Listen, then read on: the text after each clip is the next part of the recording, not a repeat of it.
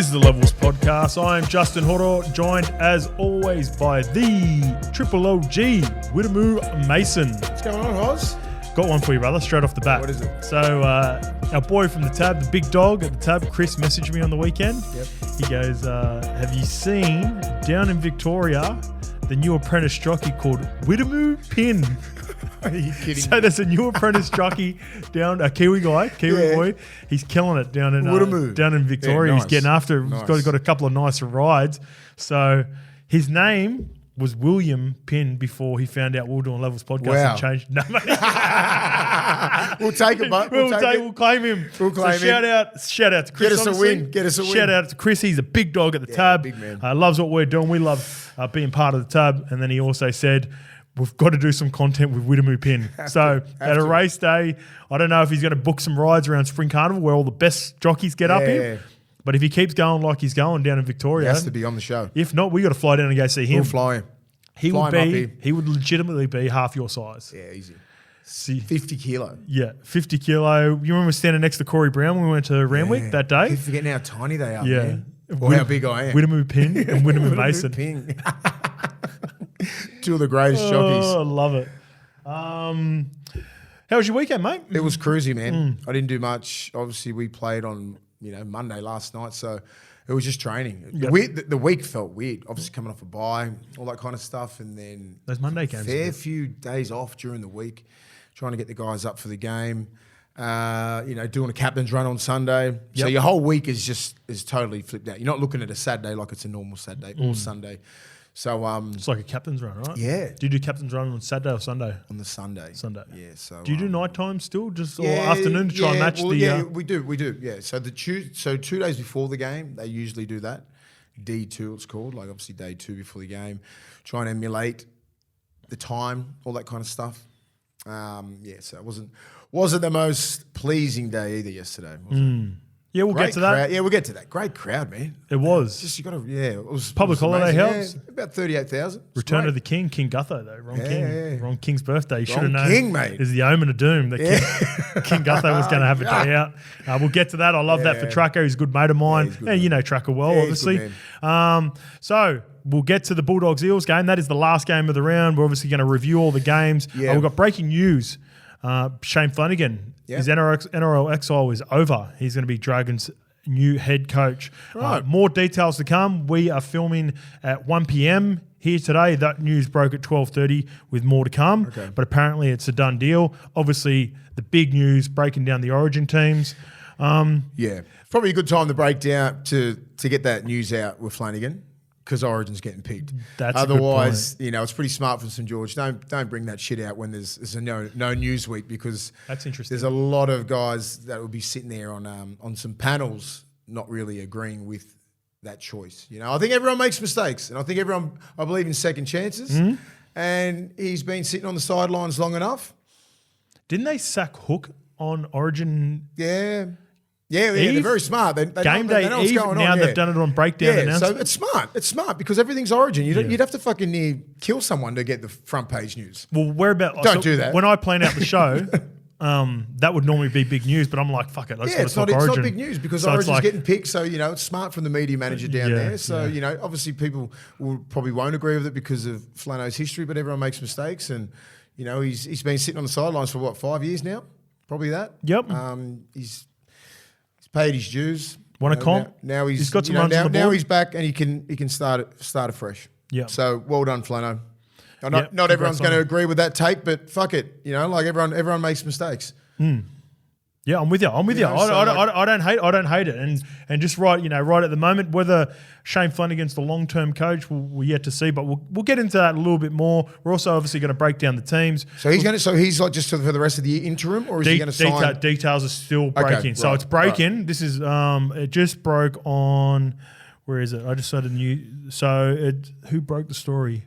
Fox lead from Fox Sports at 12:30 p.m. This is the details. Let's get straight into it. And then we'll talk about more stuff as we go. The St George Illawarra Dragons have reportedly settled on Shane Flanagan as their new head coach. The Daily Telegraph reports the club chose the former Cronulla Sharks coach ahead of Ben Hormy and Dean Young, bringing an end to their search for Anthony Griffin's replacement. Flanagan, who coached the Cronulla Sharks to a premiership in 2016, will reportedly join the club next year. So as long as the deal was struck between he and the Red V, more to come. Yeah. Basically.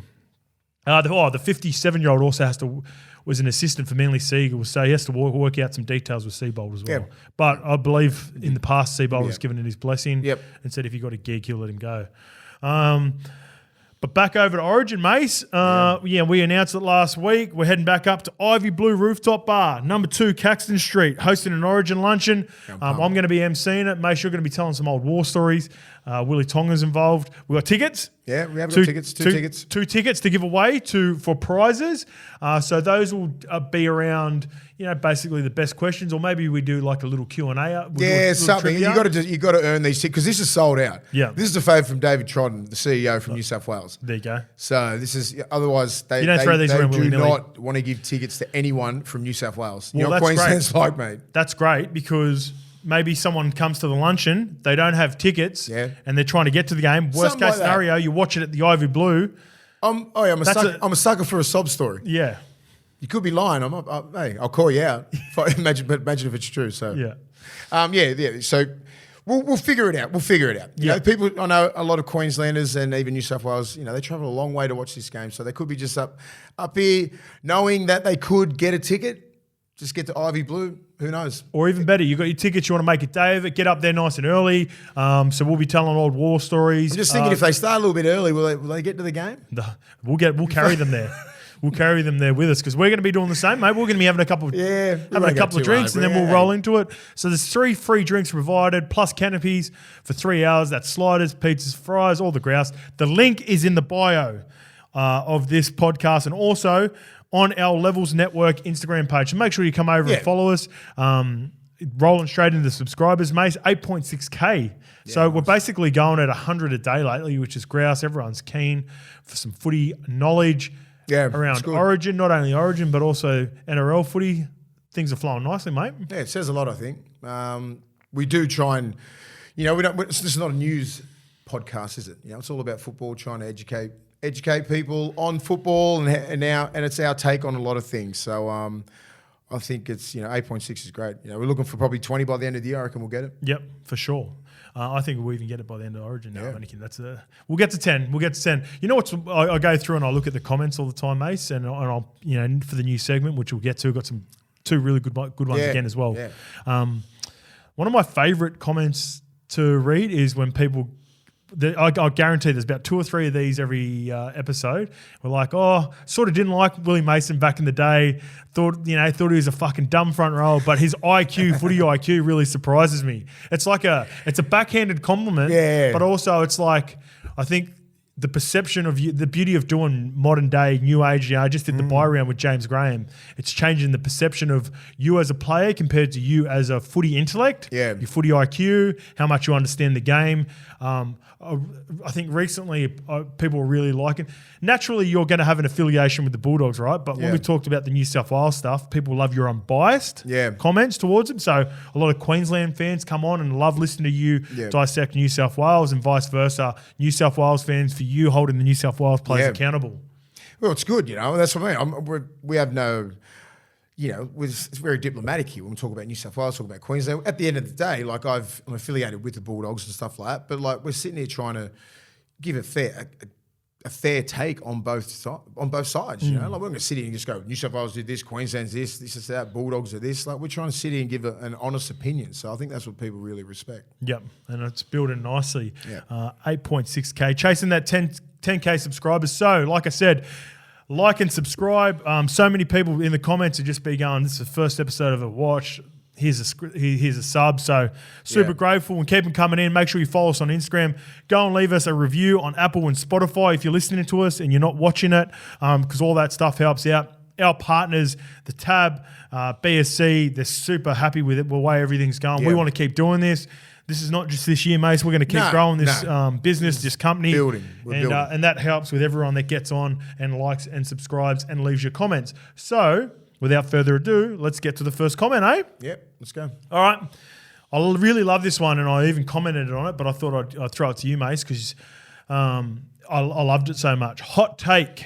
New South Wales to groom Boyd Cordner to take over as head coach from F Squared Investments.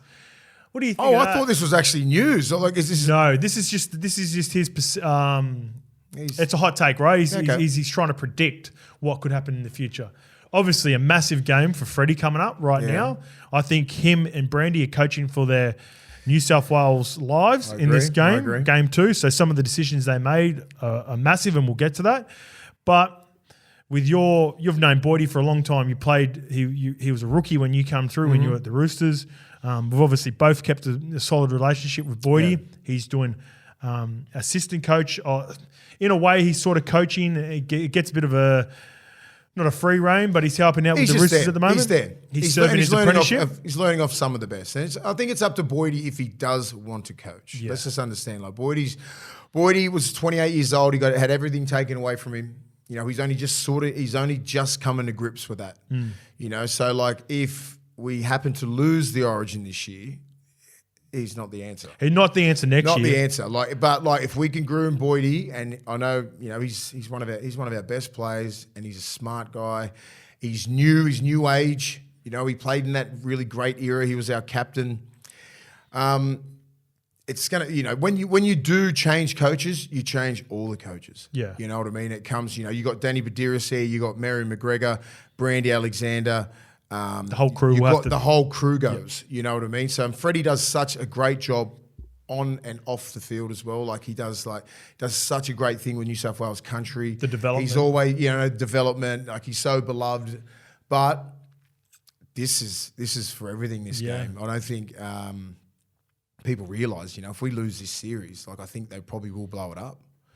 That's 7 years. I think 7 or 6 years. We've won 3 and lost 3. I think we've had such a great nucleus of players. I think we nearly probably should have won 6.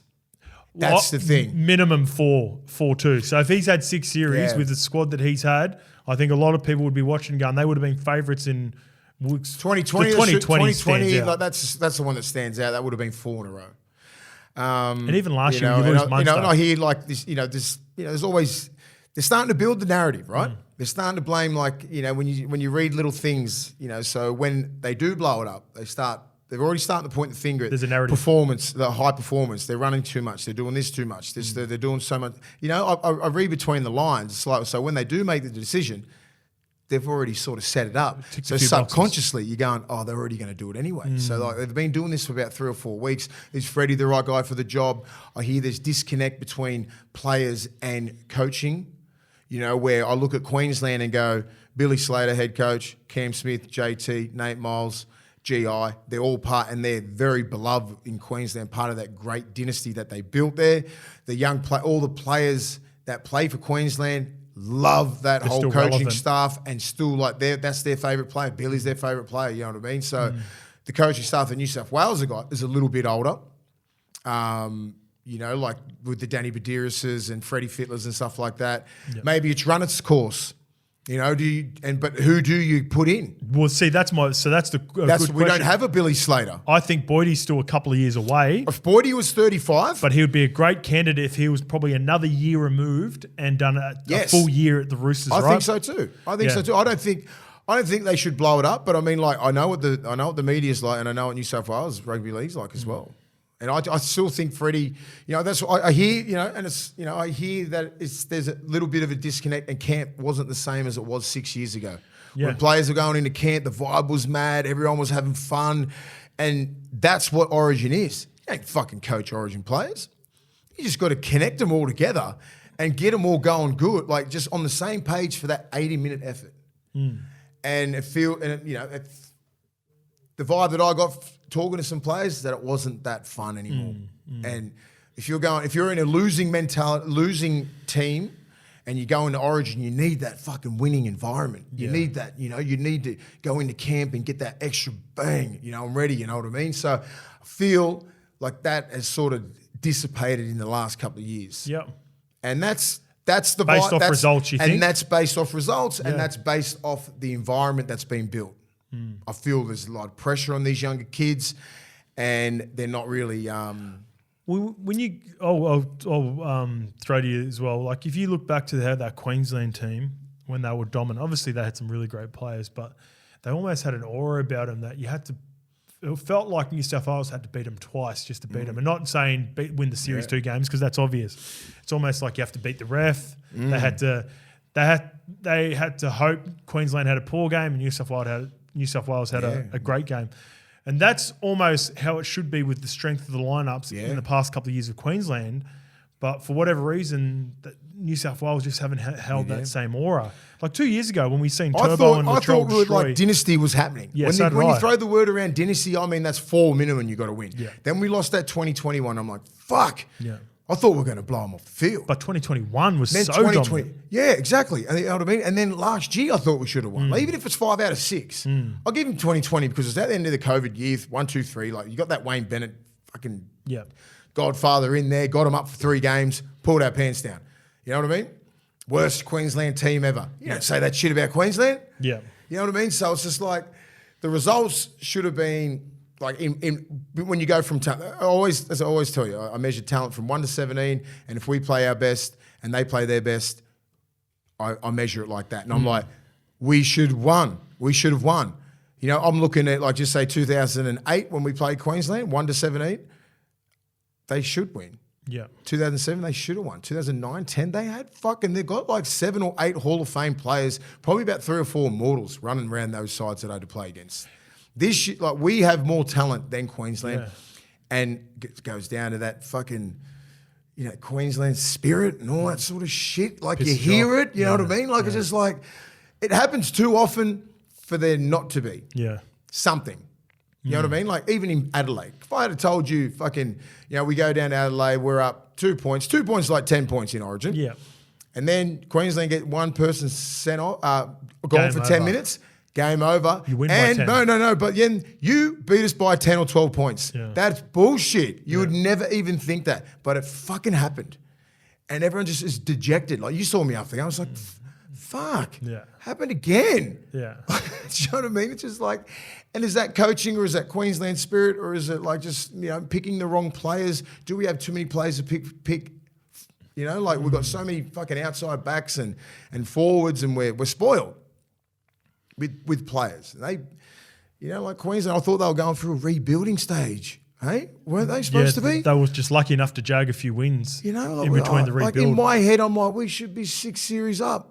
Not lucky. Sorry, people were going to say fucking. No, it's not luck. No, Queensland's not luck. You put that jersey on. There is every time I speak to JT, every time I speak to Nate Miles, there is not one time they put that jersey on and expected to lose. Yeah, that's the culture that they built, mentality, and that's the mentality that they have in every game. And you think that coaching staff isn't putting that into like a Jai Arrow, a Tino, a fucking Capewell, a Munster, a Walsh, a Cobbo, Val Holmes, like the amount of pressure that comes with putting that maroon jersey on, you feel like fucking Superman. And that coaching staff and the people around there, you don't want to let Nate Miles down. They've lived it. You don't want to let JT down when he's standing around. You know what I mean? They have a different swag, man. Like I played test football and everything with all these guys, man. You put that fucking maroon jersey on, they want to kill you.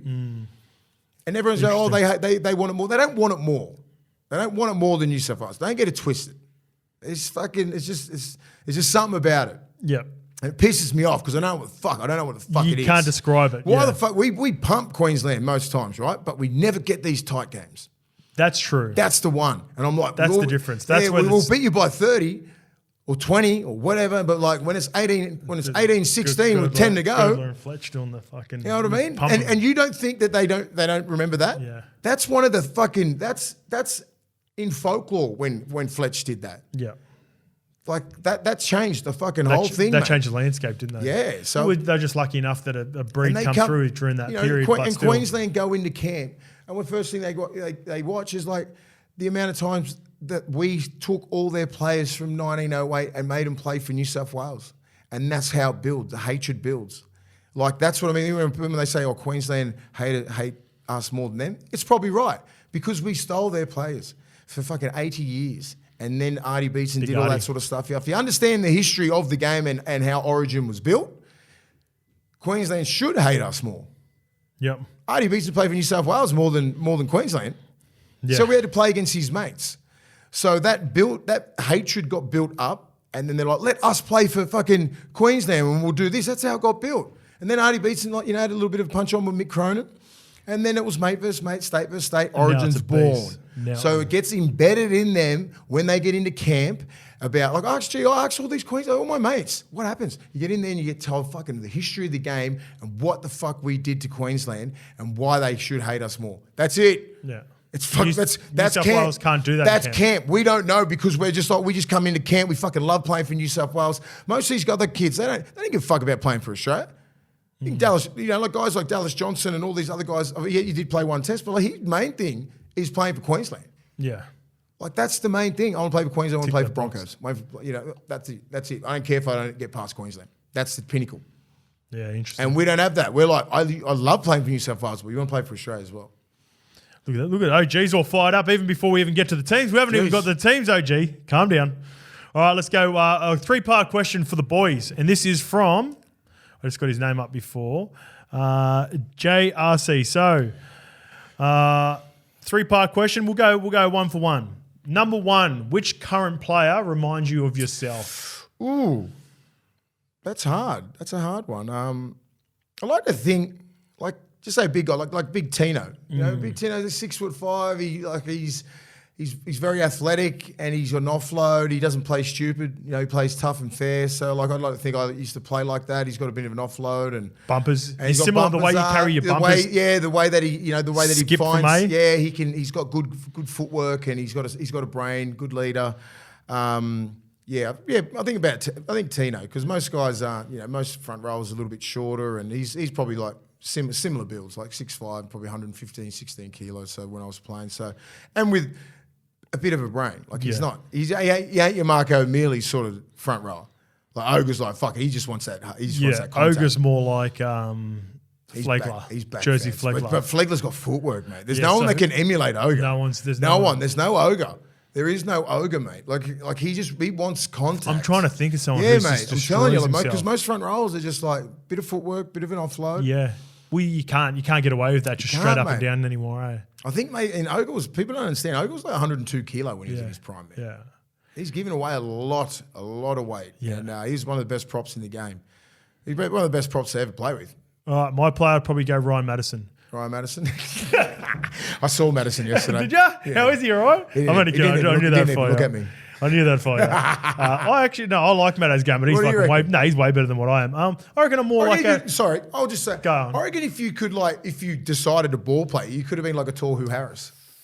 I'll take that. That's a good comp. Yeah, I reckon, but just because you sat on the edges too much, and because the game's changed. I reckon if you'll come through the system now, because you did have ball skills, but you love like hitting those holes out wide. I reckon you could have ball played in the middle. I reckon my comp for a guy I like is Jack Krzyzewski. So I'm the other guy up in the Cowboys. He's been at the bit of a journeyman. Runs a pretty decent line. I reckon he's capable of like pretty good footy. He just play. Needs to. I got lucky not lucky, but when I got to Manly, it was the perfect position for me. I was a team. It was pretty set. I reckon that Jack Krzyzewski. Always pronounce his name wrong. Is it Krzyzewski? Krzyzewski or whatever.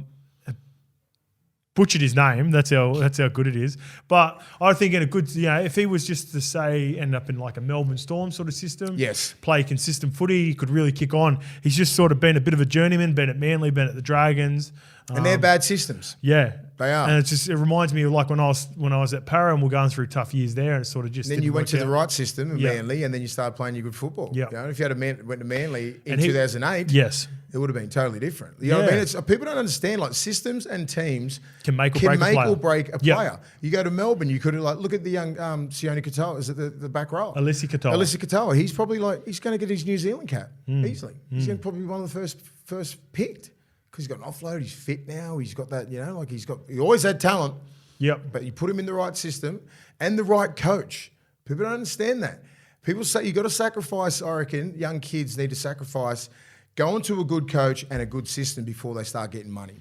Yes. I think so because people it's a hard lesson to learn. People just chasing that money, and it's like fuck. I've played 200 games. I haven't played a rep game. I've got I've been earning because money now you get 500, 600,000 for an average player. You go if you can get tutelage by like a Wayne Bennett, like that's why Tom Gilbert and all these young kids. That's what they want there. They want to get coached by Wayne. Great Craig Bellamy. You're going to go to fucking Melbourne because you want to get coached by one of the greats. Well, I was going to take less to go to Melbourne back in the day for that reason. You would have. Because I knew my career needed it. And at the time. like Robinson, even that, like you're going to go to like Brandon Smith would have been going, all right, who do I pick here?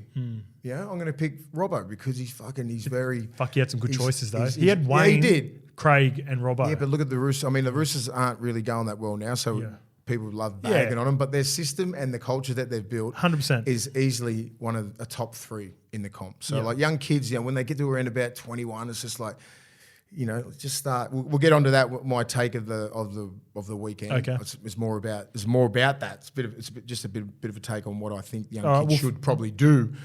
But we'll fly off that when we get to that next anyway. All right, which current player would you love to play with, and why? Would it be a halfback? No. 9? No. I'd love to play with another. I'd like to play with Payne Haas. I love to coach Payne Haas, and I'd love to play with Payne Haas.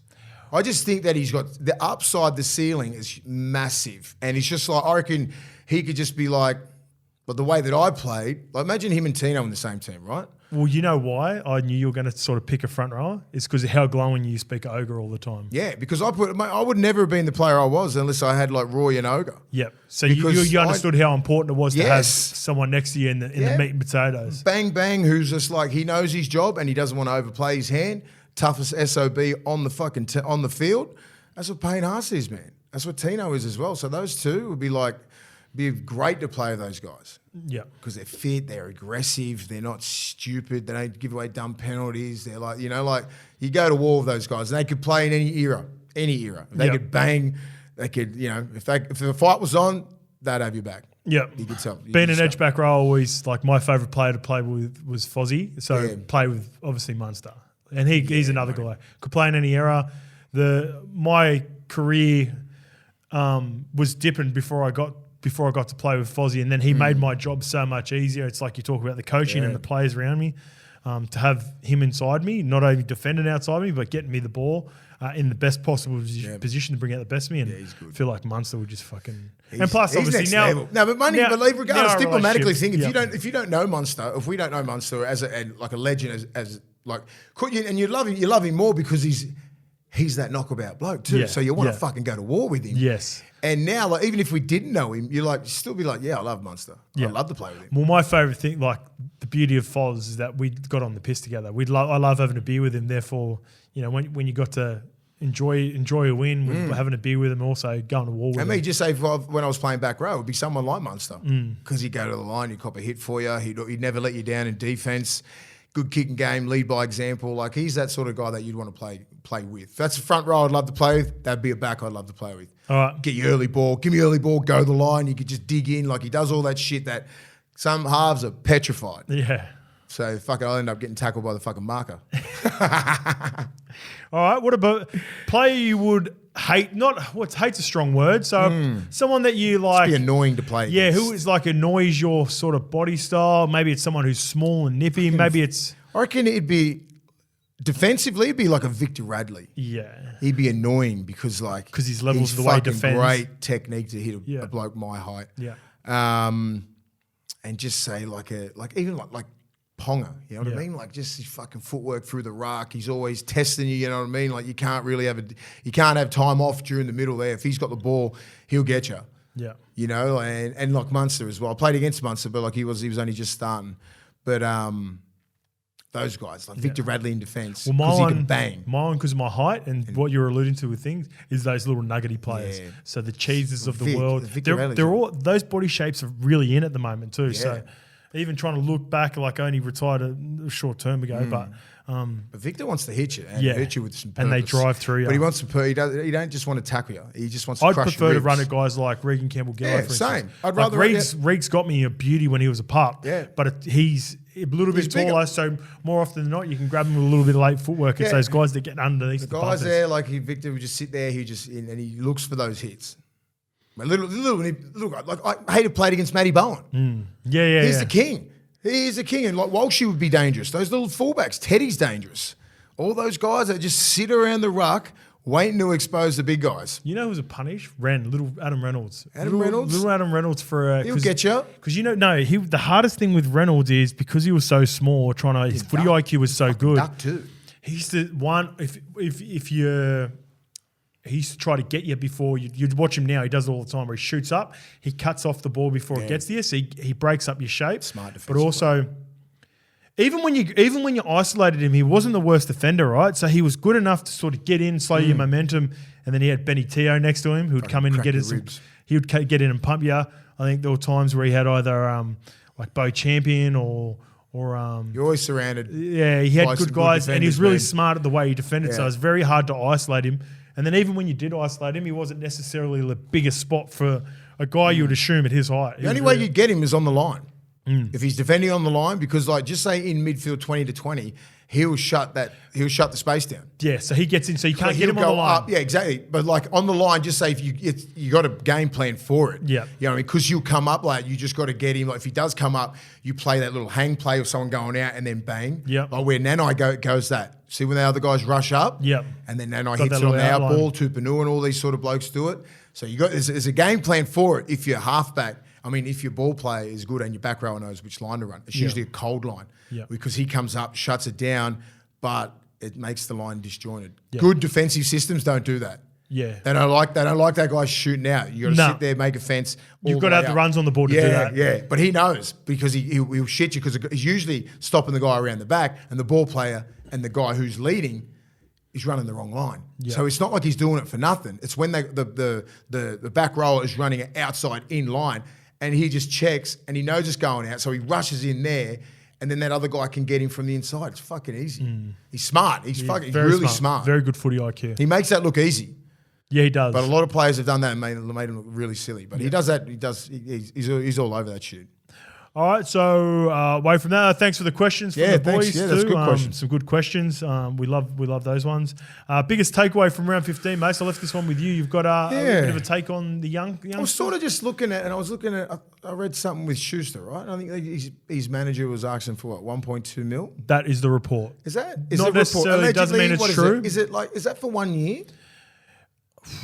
I don't know. I didn't look into it enough. I remember I seen that it was reported maybe before the games, but I will say the one thing with this, right? Just it's not necessarily from the player. It's more to do sometimes from the manager, and not saying it's their manager, but also there's always a few noises around Manly, and there's people that are they try to use other player situations to. Yeah. But I like your idea with around the cap. I think there should be a system in place like where the NFL use it when they just come out and there's a cap on your rookie deal, right? Just say if you sign a deal like 19, 20, 21. Like just say if you're a halfback back row, the max you can get is 400 or 500. You know, if you're one of those dudes like Suwili, the cap could be like 500 and stuff like that. Young halves. And then like you have the rookie sort of contract from 19, 20, 21. Then you've got a fair gauge on how these players are going to be. Because what we do is we tend to just rush these 18-year-old kids in here, pay them a shitload of money, throw them to the Wolves, and then they just get spat out pretty quick. Well, clubs pay heaps on potential. And clubs, now, right? They play on potential, right? So like I reckon there should be like some sort of 3-year rookie deal. Then after that, you could be 21, 22. And then we've got enough 2 or 3 years. We've got enough data on you, and we know what sort of player you're going to be. You've had 2 or 3 preseasons. We know what you're about. We know how you're built mentally. Are you going to be a 10-year vet? Are you going to come in and out of games, like play a good game every 6 games? Are you off contract? You can find that after 50 games, can't you? Then you can sort of check it out. So give them around about 50 games, and then you can ask for the max deal. Then it's an open slather where you can, all right, this kid is the next Taumalolo. Or he's the man, Tino, like all these Payne Haas's, all that kind of stuff. But they're 21, 22 years old, right? Been in the system for 3 or 4 years, been full-time, you know what I mean? Like, so they know how to be pros, play 50, 60 games. Then you can negotiate and try and get that. Clubs would love it. Yeah, try and get that right. Because a lot of players are coming in and fucking getting these big deals and they're busted. Sometimes it's a disservice to them and the pressure that it brings as well. They don't need that pressure. So if you can cap it, and then by the time they get to that sort of certain area, like 21, 22, and then they sign a 3 or 4 year deal, and then you can you get a gauge on how good they're going to be.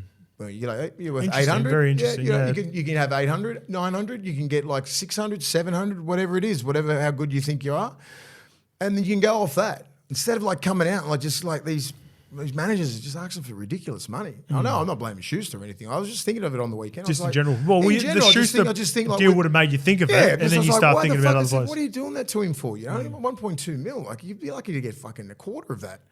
He's going to, and so you're paying him on potential, right? You don't do that. Give him 3 years of like NRL football, being full time, how to be a pro, how to be a professional, week in, week out. That's the hardest thing that these young kids can't acclimate quickly enough. Yep. They can get fucking a good game every 3 or 4 weeks, right? The week in, week out grind. The fucking every day. There's no days off. There is no days off for these kids. And the day off, you're recovering. Like, are you a pro? Are you about it? Are you fucking buying all the way in? We'll see that in 2 or 3 years. Well, I can't see it in fucking 1.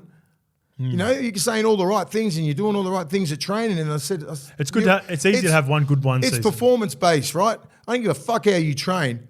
Obviously, we measure it off of how you train too. But like, when the bright lights are on and you go out there on a Friday night and you perform awful, that's what you're getting paid for. I'm not paying you to fucking be the best trainer. I don't care. Just be a good trainer and get better and better and better at being a pro. So I think there's many little ways where the NRL can be like, you know, why are we paying that young kid 6, 7? I don't know, like a 20-year-old, 21-year-old, more than 500 grand. Come on, bro. Yeah, interesting. That's just silly.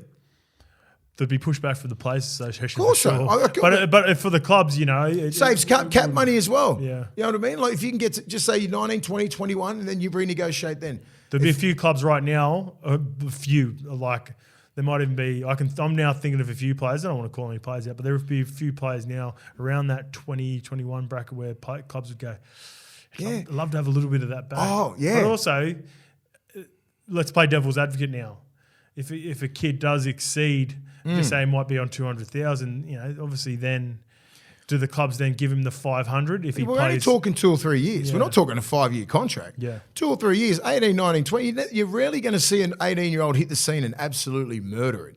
You're not seeing it, are you? You're seeing an 18, 19-year-old kid getting pushed into first grade because of the lack of halves and no depth, like the Katoas and like Oluwapu and all these sort of young kids getting pushed into first grade.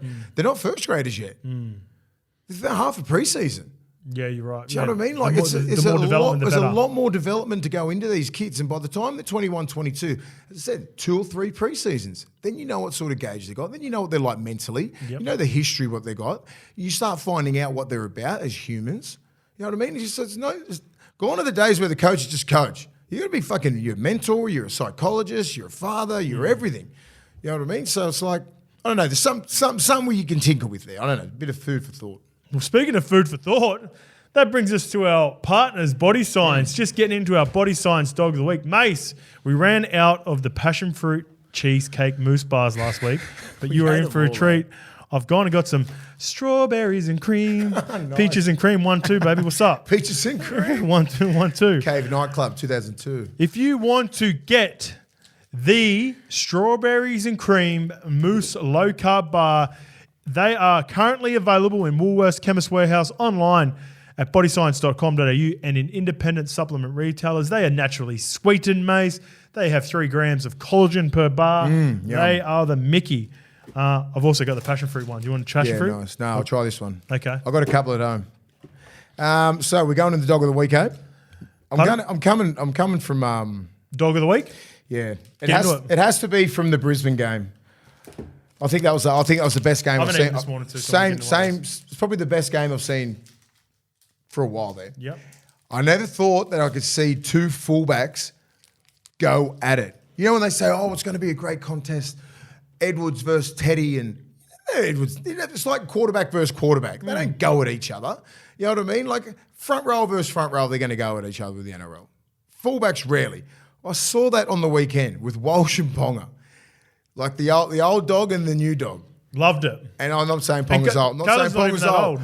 Kalen, and little Walshy, they went at it. Especially when, when... That kick return. Fuck, that kick return. And even when Ponga sliced through, he had inside, outside support. Boom. Definitely had outside on Bradman, and the inside was coming. Hit him with the left. He went, I'm still that dude. You know what I mean? Yeah. I knew it was a mental thing. He's like, I'll fucking still get you with the left. Walshy should have got him. He should have got him because everyone else was sort of marked. You got to go for your man. Bradman was half marked. Yeah. He should, And I reckon, and I reckon if he had a fucking read it good, he would have pumped Ponga. But he got Ponga's one. Easier said than done. He's that in dude. open space. He's that dude. He is that dude. But just to see the young kid go at it, fucking kick return, boom, Ponga is there. He don't kick chase. That's sending a message out. You know, it's sending a message out to Queensland fans and Queensland fucking selectors. Even though he has rugby league fans, even though he has dropped out of all rep football, which I think is one of the best things, and that's swallowing your ego. To miss out on Origin, to give your spot up to Walshy. Credit to you, KP. Not give his spot up. Walshy had already won it. I'm just saying. Yep. You know, like he could be at 14 there. I mean, or I don't know. There could be an opportunity later. You know, like he could be. Yep. Who knows what happens game 2? Yep. Someone could get injured, so he's given up that for his. That's how important his health, his brain health, and everything and how important his body is. Your best ability is availability. Hasn't been available, and for him to have a break from Origin, he knows how taxing it is. Nothing but respect for him. He's been to do that. His last 3 weeks have been great. He's been outstanding. He has been obviously, outstanding. but straight back to fullback too helps. So anyway, my dog of the week goes to Walshy. 21 hit-ups. I'm not even care about tackles. 21 hit-ups, 222 metres. But just the way he's attacking shit, mate. I think he may have 3 line breaks. You know what I mean? It was something ridiculous, but he's just attacking the ball. The kid's so confident coming out of Origin.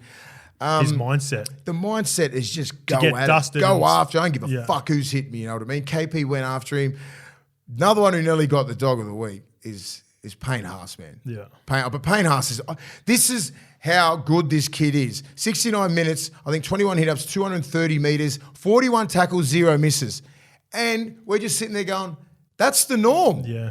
This is the norm for Payne Haas now, that we're not even thinking that is ridiculous. Yeah, it's even look like at that the Brian To'os of the that's world just as like, well. yeah, well, you know, like, well, we expect that. Yeah. But that is out of this world. Easily the best prop in the game, followed by Tino. I want to see those boys bang it out next Wednesday. But Payne Haas, credit to him, man.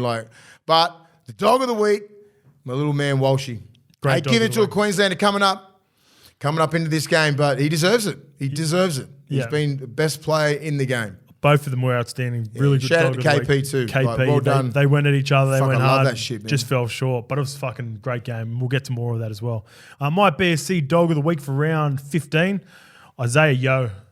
He's one of those guys you mentioned a little bit. I'll get stats up. Sorry, I've got him for you, OG. I'll give it. 14 carries for 150 metres, 64 post-contact metres, 4 tackle breaks, 1 line break, 33 tackles, just the 1 miss, and a piece of meat in 80 minutes. I love that stat. See, 140 metres, 14 hit-ups. That's 10, 12 metres. You don't do kickoffs. Yeah. Take that. Tough you know carries. I mean? They're all tough carries off the 9.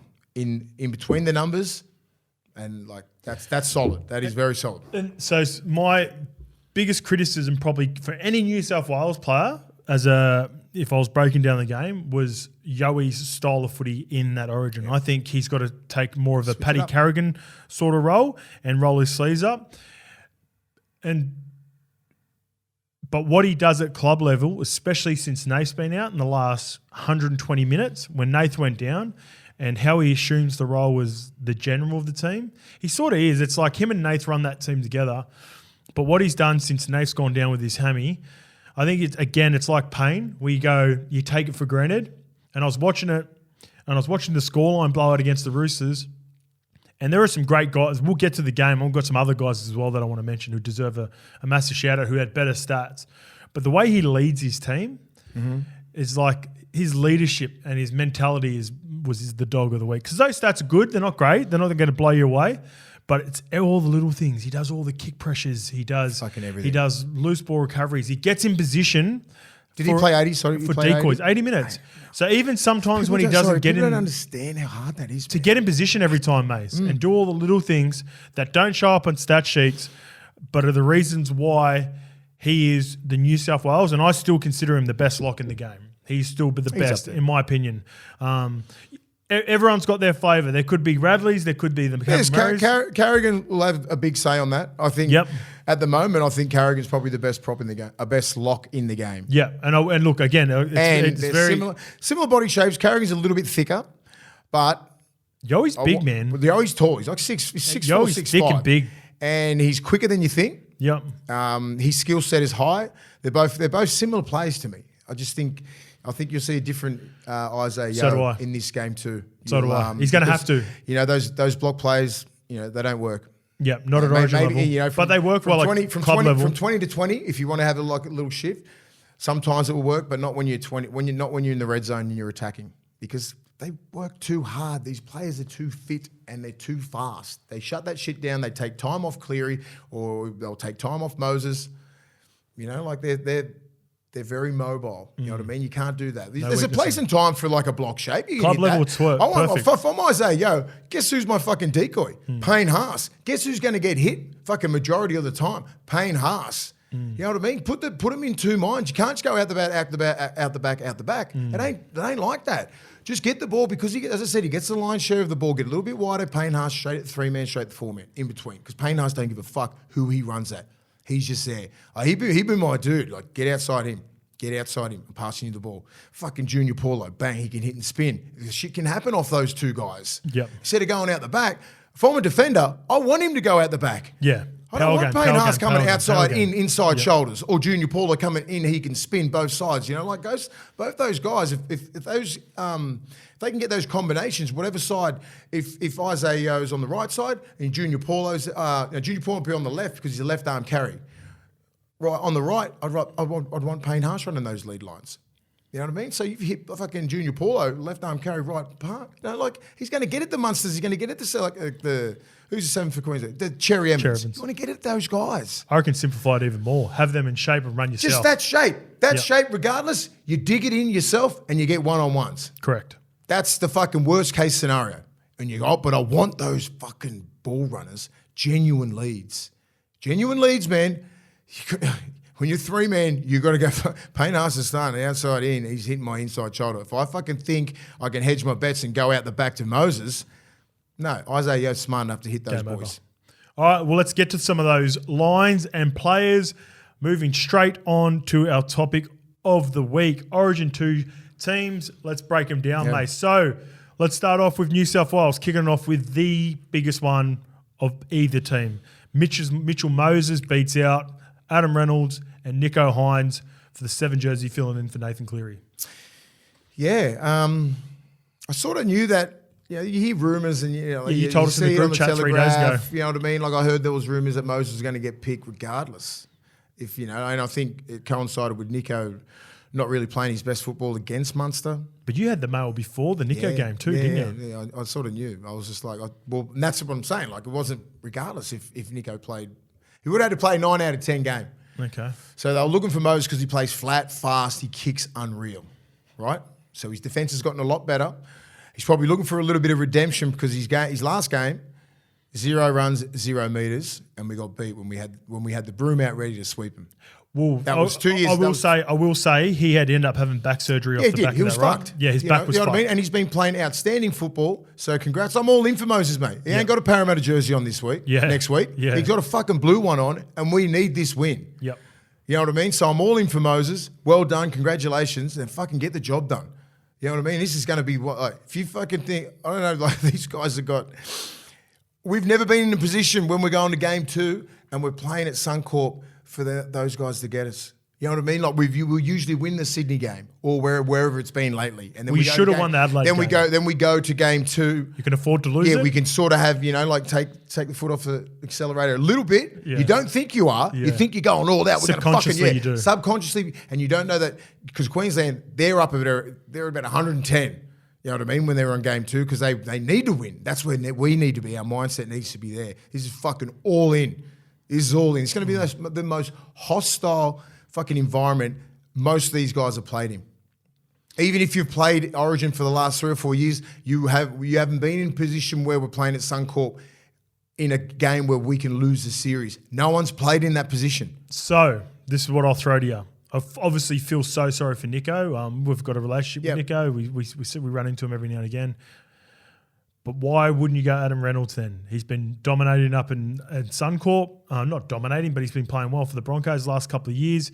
He knows the Queensland players so well. Why do you reckon Moses got the jump on Reynolds? Yeah, Is it purely because he was the backup 2 years ago for Nath and Freddie must obviously be Freddie a fan likes of him. Freddie's a massive fan of Moses, and that helps. Yeah. Coach him in the Lebanese side, has faith in him. That's true. You know? That's a good one. So it's a relationship there.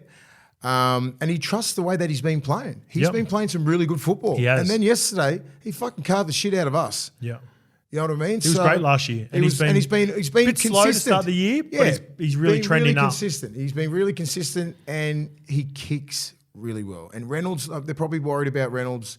I mean, if Reynolds just because Reynolds is playing for Queensland and playing up there, they will fucking turn straight on him and boo him every time he gets the ball. Yep. There's no like, oh my God, he gets to play at Suncorp every week. Who gives a fuck? No one cares. You got that blue jersey on, they're going to go against you. So it doesn't matter who you pick. You don't think that advantage of playing at that ground all the time is enough to pick Reynolds over Moses? No, and that's why they just like they wouldn't even have cared that he Who plays would you for have the picked? Broncos. Who was your 7? Was it Nico, right? It was Nico. Yeah. It was Nico. Like all the way, I just thought that he deserved it. He's been the best. He's been the second best 7 in the game for 18 months, and that one game cost him. Yep. Because you know why? Who would your second have been then? Would it have been Mitch or would it have been Nico? Reynolds? Yeah. No. If not Nico, Reynolds or Moses. Yeah, it was a toss-up. Yeah. It was a toss. Because I probably had my blue and white hat on yesterday when I was like, fuck Moses. Yeah. And but now I'm like, yeah, Moses, because he does play flat and fast. He's got a great kicking game. He attacks short sides. He fucking exposes people. He's quick. He does all these little things. Short sides, exactly. But Nico does that as well. And I thought, well, that might be, surely his body of work might get him over the line. But no, it hasn't, because he played against Melbourne and he got pumped by that much, and he's playing against Munster. We'll get to that. So I think that really got him where, Moses, he has played, and he has played Origin before, just that one game. And I think he's just looking for probably redemption, And I don't think the moment, people have been trying to get to Moses in the last couple of years. He never turns up in the big games, you know what I mean? Like he did last year, got him to the grand final. Yeah, he did. End up getting beat by a better side. It's fucking hard to beat Penrith these days. Yep. It was that last year way harder. He just has to do his job. He has to kick us out of trouble. He has to do all these little things. And I think he knows the pressure that comes with that 7 and being up there. Hopefully everyone's up for that moment. This is a fucking moment that they'll never forget. And you got to pick the right type of player. You got to pick a lot of dogs, you know what I mean? Like guys that are going to go after it, because fucking Queensland are going to go full on and try and get us. All right, like they always do. They want to embarrass us. They want to come down here and sweep us. They haven't been in a position like this before. All right, moving on to the hooker role. Damien Cook's back in for Appy after he looks to be out for the entire series with a broken jaw. Yeah. And they've also named Reece Robson on the bench, which I thought you might like, not necessarily in particular about the player, but there's the 2 9s that you're looking for. Do you like the decision with Cookie and Robson? I think Robson will start. Okay, take the juice out of it. Fuck, mate. You seen that guy hit? Yeah. He bangs. Yeah, he's one of those guys that I wouldn't like. I think he's going to give Cookie the starting role to take pressure off Robson. I think Robson will start at the end of the day. Cook comes on, changes the whole speed of the game, just like when Harry Grant comes on. So I think that'll be their game plan. Cookie coming on and just fucking running flat and fast. Who plays flat and fast? Moses. He plays every play. Short sides, every play. There's not a play. He never has plays off. He's always around the back. He's fit as hell. Kicks good. Does all those little things really well. But he'll go with Cook. So that'll be their game plan, just to speed that whole fucking ruck up. But I think Robson will start. So do you love the idea of the 2 9s? Nico again. I love it. Misses I'm out pretty completely. sure they were going to go for it, weren't they? Yeah. They were going to go for it. If Appy didn't get injured, there was a little bit of a noise around Appy getting injured, but I was like, that's just big man on little man. It's a footy injury. Yeah, we'll go. I'll get to that more. Yeah, for the Tigers Titans breakdown. Yeah, I love that idea. And the other big one is Tavita Pangai Jr. is out. Stefano comes in for Tavita, so he must be shattered. Obviously, I know you work closely with Tavita, but great opportunity for Big Steph. I think he's been knocking on the door now for the last couple of years, playing really good for the Tigers. I think he'll be. I reckon he's a great addition. He'll handle it easy. It's disappointing for TP, but I think probably the performances from Nico and TPJ yesterday probably cost some spots. I thought Tavita did enough the week before against the Roosters. I thought he played outstanding. Yeah, he did. And then yesterday, he did a couple of defensive errors where they look at that and go, we don't really want that in game 2. If that's your habits and you're willing and you're doing that in your club level. Yep.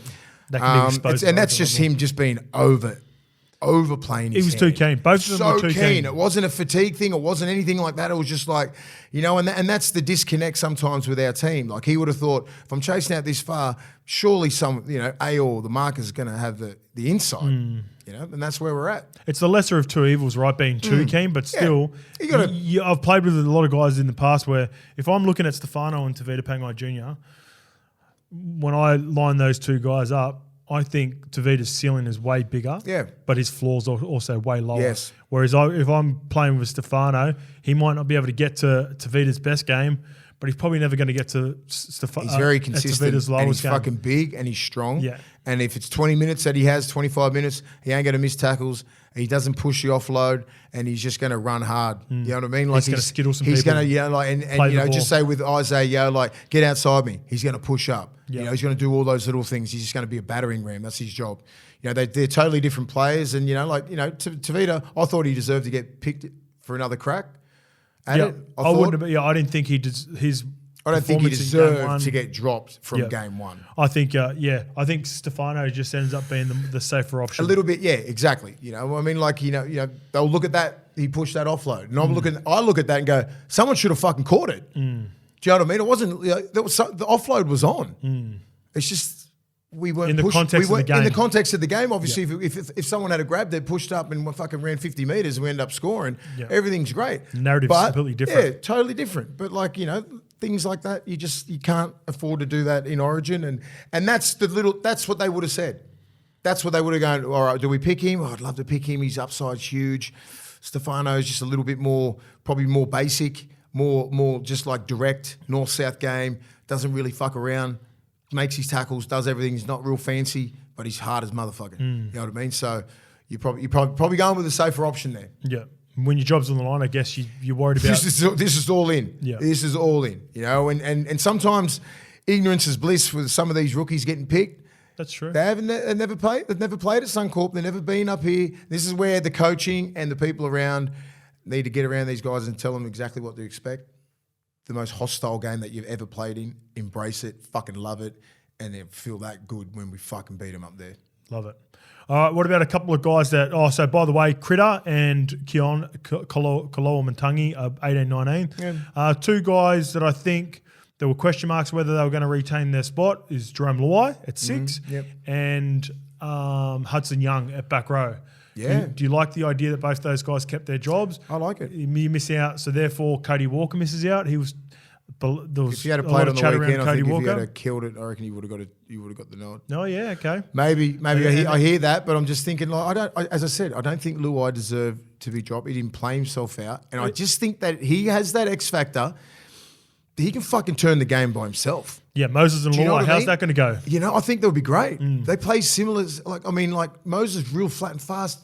Luai is just a ball player. He fucking attacks everything. He can go through the ruck. You got players pushing through the ruck. Teddy and all that. Teddy just play Teddy football. Yeah, you know what I mean. Like just be around. Just like Teddy has to pull back a little bit with Mitch and Jerome and sort of just be that support play. Like get off offloads. Like just be around the ruck. Like when Luai's just bouncing through off an inside ball through the ruck, Teddy's just pushing into holes. Just play how Teddy plays. I don't think we can overcomplicate it. Yep. Get the ball, instead of the block for blocks, just fucking bang, early ball to Moses, because Moses loves that fucking dart, fucking 20-metre ball, bang, straight on the ad line, fucking just a little show, boom, straight to fucking Latrell or straight to Turbo. You know what I mean? I want those guys to get the 15 hit-ups a game. This is where... But good ball, not coming out of yardage. This is why I think New South Wales are going to sneak this one. I've got a suspicion New South Wales is going to get this one because you know why? Because with all the changes and all the head noise and all the chat around Origin selections, there's been less talk about Latrell and less talk about Turbo.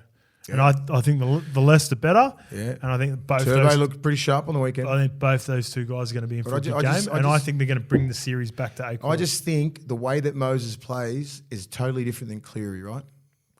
we sort of played how Penrith play, out the back, and like look, when Cleary gets out the back of Yale, a little dummy drop, and then like a lead, and then go out the back to Teddy. It was just fucking so easy to read. That's club level.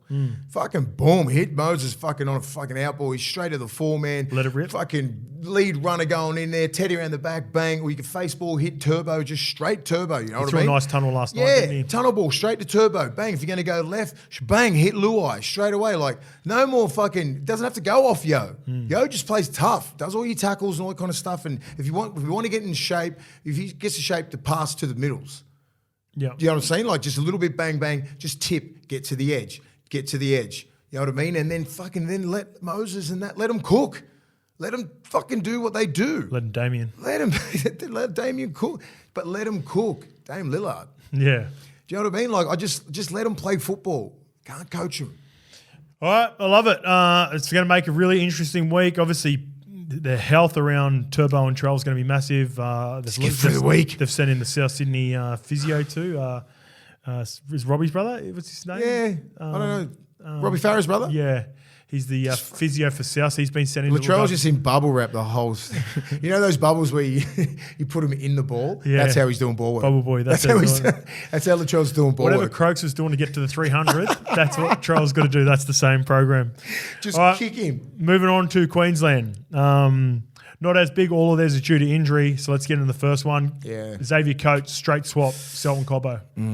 Pretty good swap. Yeah. It's I think Cobbo's going to be missed. Cobbo is, hey mate, he runs 5 times harder than Coates. Coates has been playing great. I think he's been playing good, but Cobbo's a different level, man. He wants contact. He wants it. Cobbo's got that Mongo strength. Yeah, man. Like those 2 tries he scored, especially the second one. Fuck, mate. How doesn't Luai just a little sliding through, little sliding thing, just put it down? And that's when he did his hip pointer. Well, it takes class to do that. Like patience, skill. Nothing phases that kid. He puts the ball down, just starts smiling, going, "No shit, I do that. That's what I do in my sleep." Yeah, I think he's going to be a big loss. Xavier Coates is a good replacement, though. Is a bigger body, right? So coming out of yardage, you can fucking get at him and go after him. Fucking Huddy Young. You know what I mean? Liam Martin. I want to start Liam Martin. He's got to start. I want to start that guy, man. I don't care. I don't care. Hudson Young can be off the bench as well. Yeah. You know what I mean? Like, just got to start it. He needs to fucking go after it. He needs to play 80. Tone. He needs to play 80. 60 minimum. Yeah. I don't want him to come off the bench. He's their only dude that can just go after it. Yeah. Even if you put him at front row, start paying ass off the bench or junior. Yeah, he's just got to start edge back row. Don't overcomplicate it. Or just Hudson Young back to the bench and just let it go. And if Hudson Young's good enough to come off the bench. Hudson Young has got and he can play in the middle. He can do whatever he wants. You can just give fucking Isaiah Yo a rest. You say, Yo, give me 60 minutes and go all out. You know what I mean? Like, just empty the tank. I don't care who doesn't play for Liam Martin. Oh, I do. I wouldn't put Payne on the bench.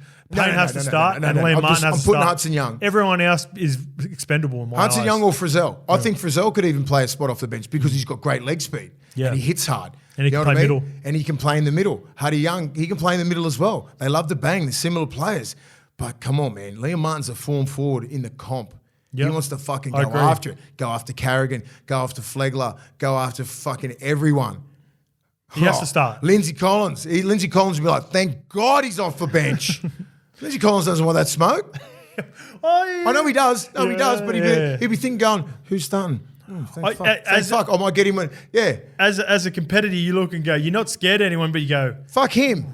You know, he's coming. It's nice. And when you see someone have a team list, you go, you don't want anyone to be injured. You're like, but he's a different hitter, right?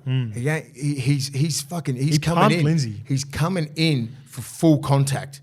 Yep. I worry about that if a little bit of a hip comes in at 10, just pick your spot, pick your marks. You know, he can hit Lindsay. Lindsay ain't got those. He's not going to be able to train and do anything until the day 2 with that 11-day concussion thing. Yeah, I don't think he don't need anything. Probably the rest the better for him because he's played so much big games and minutes over the last couple of years. But Origin, Australia. He starts in a heartbeat. He doesn't come off if I'm coach. I'd just be filthy on wearing 16. Yeah. Because he deserves 11 or 12. He wants, he did. He's been wearing the 14 for Penrith. Yeah, I know. I'm filthy. I'm having a word with the coach. He must just be like... He just doesn't care. He's be the ultimate kill everyone. Country boy. He couldn't care less. Fucking love him. All right. He's my favourite player at the moment. Yeah, he's up there for me too. I love him. He should... probably has he got a dog of the week for us? How hasn't he got a dog of the week? He should deserve. He'll make the fucking 13. Yeah. Regardless, even if he doesn't win one, he's going to make the 13. Yeah, 100%. All right, the other big one, Tommy Gilbert misses, popped his shoulder out. He's out for the season. That's massive loss for not only Queensland but the game. Jeremiah Nanai, straight swap. He's in, and they pick him over some really strong candidates in Felice Kaufusi and Kurt Capewell. Kurt Capewell's probably a little bit different because he's a left edge back rower, and it's more of a straight swap. So I thought it was interesting that he got it over Felice, who's been there and done it. He's a bit like in that Gags model, right, where he's done it for a long time. And he's been hit like a truck. I know he's had 4 weeks off. Are they worried about the fitness there? I don't think so. I think it's more. I reckon. Sorry, how old is Felice? There we go. That's what I'm about to get to. So Jeremiah. How old's Felice, Lukey? 21. Jeremiah Nanai's 21. No, I mean Felice Kaufusi. Oh, Felice Kaufusi would be 30 plus. 33? 31, 32. Right. So, like, if you look at it, I agree. I think maybe Kaufusi's having a better year. I see them as more of a 50-50 split, and if I'm going to go 50-50, I play the younger guy and play. I'm glad they're playing Nanai. Yeah, you'd prefer. I would rather because Nanai is not looking the fittest. He don't hit nowhere near as Kaufusi, nowhere near as much as Kaufusi. Kaufusi's all about fucking hitting people now. His ball playing is enough. Yep. I mean, his ball running is enough to do a job. He's never going to like just blitz your line and like just fucking terrorise anything like Tino or anything like that or Payne Haas. But you've got to account for number 12 there. When Nanai, he's been out for most of the year, hasn't played that well. Strong doesn't attack. Look that fit for an 80-minute effort. I rate Nanai, but the Nanai last year, he's coming into it. But to throw him in this little game here, not a little game, but like a pretty big game. I know they got game 3. You would have gone the more proven vet. I would like to put it to bed. Big Felice. If you're Queensland, but I'm glad they're going Nanai. Imagine Felice. Because he don't bang as hard as Felice. Even though he does hit hard. Imagine Felice. No disrespect to Nanai. Yeah. Felice versus Liam Martin. Liam Martin on the left, Felice on the right. That's what I'm saying. Who wins that dog fest? Fucking nonsense. No one wins. They're just both we win. banged up. Fans win. And they would be going at it. And like you got to have Felice there, as if Felice is not going to be going after Luai. Nanai is a good defender. But like Liam Martin's not going to go after Munster? He ain't hunting like that. He ain't hunting like Kaufusi. Yeah. And he you think you're going to come off your left foot, Luai? But Luai's going to test Nanai.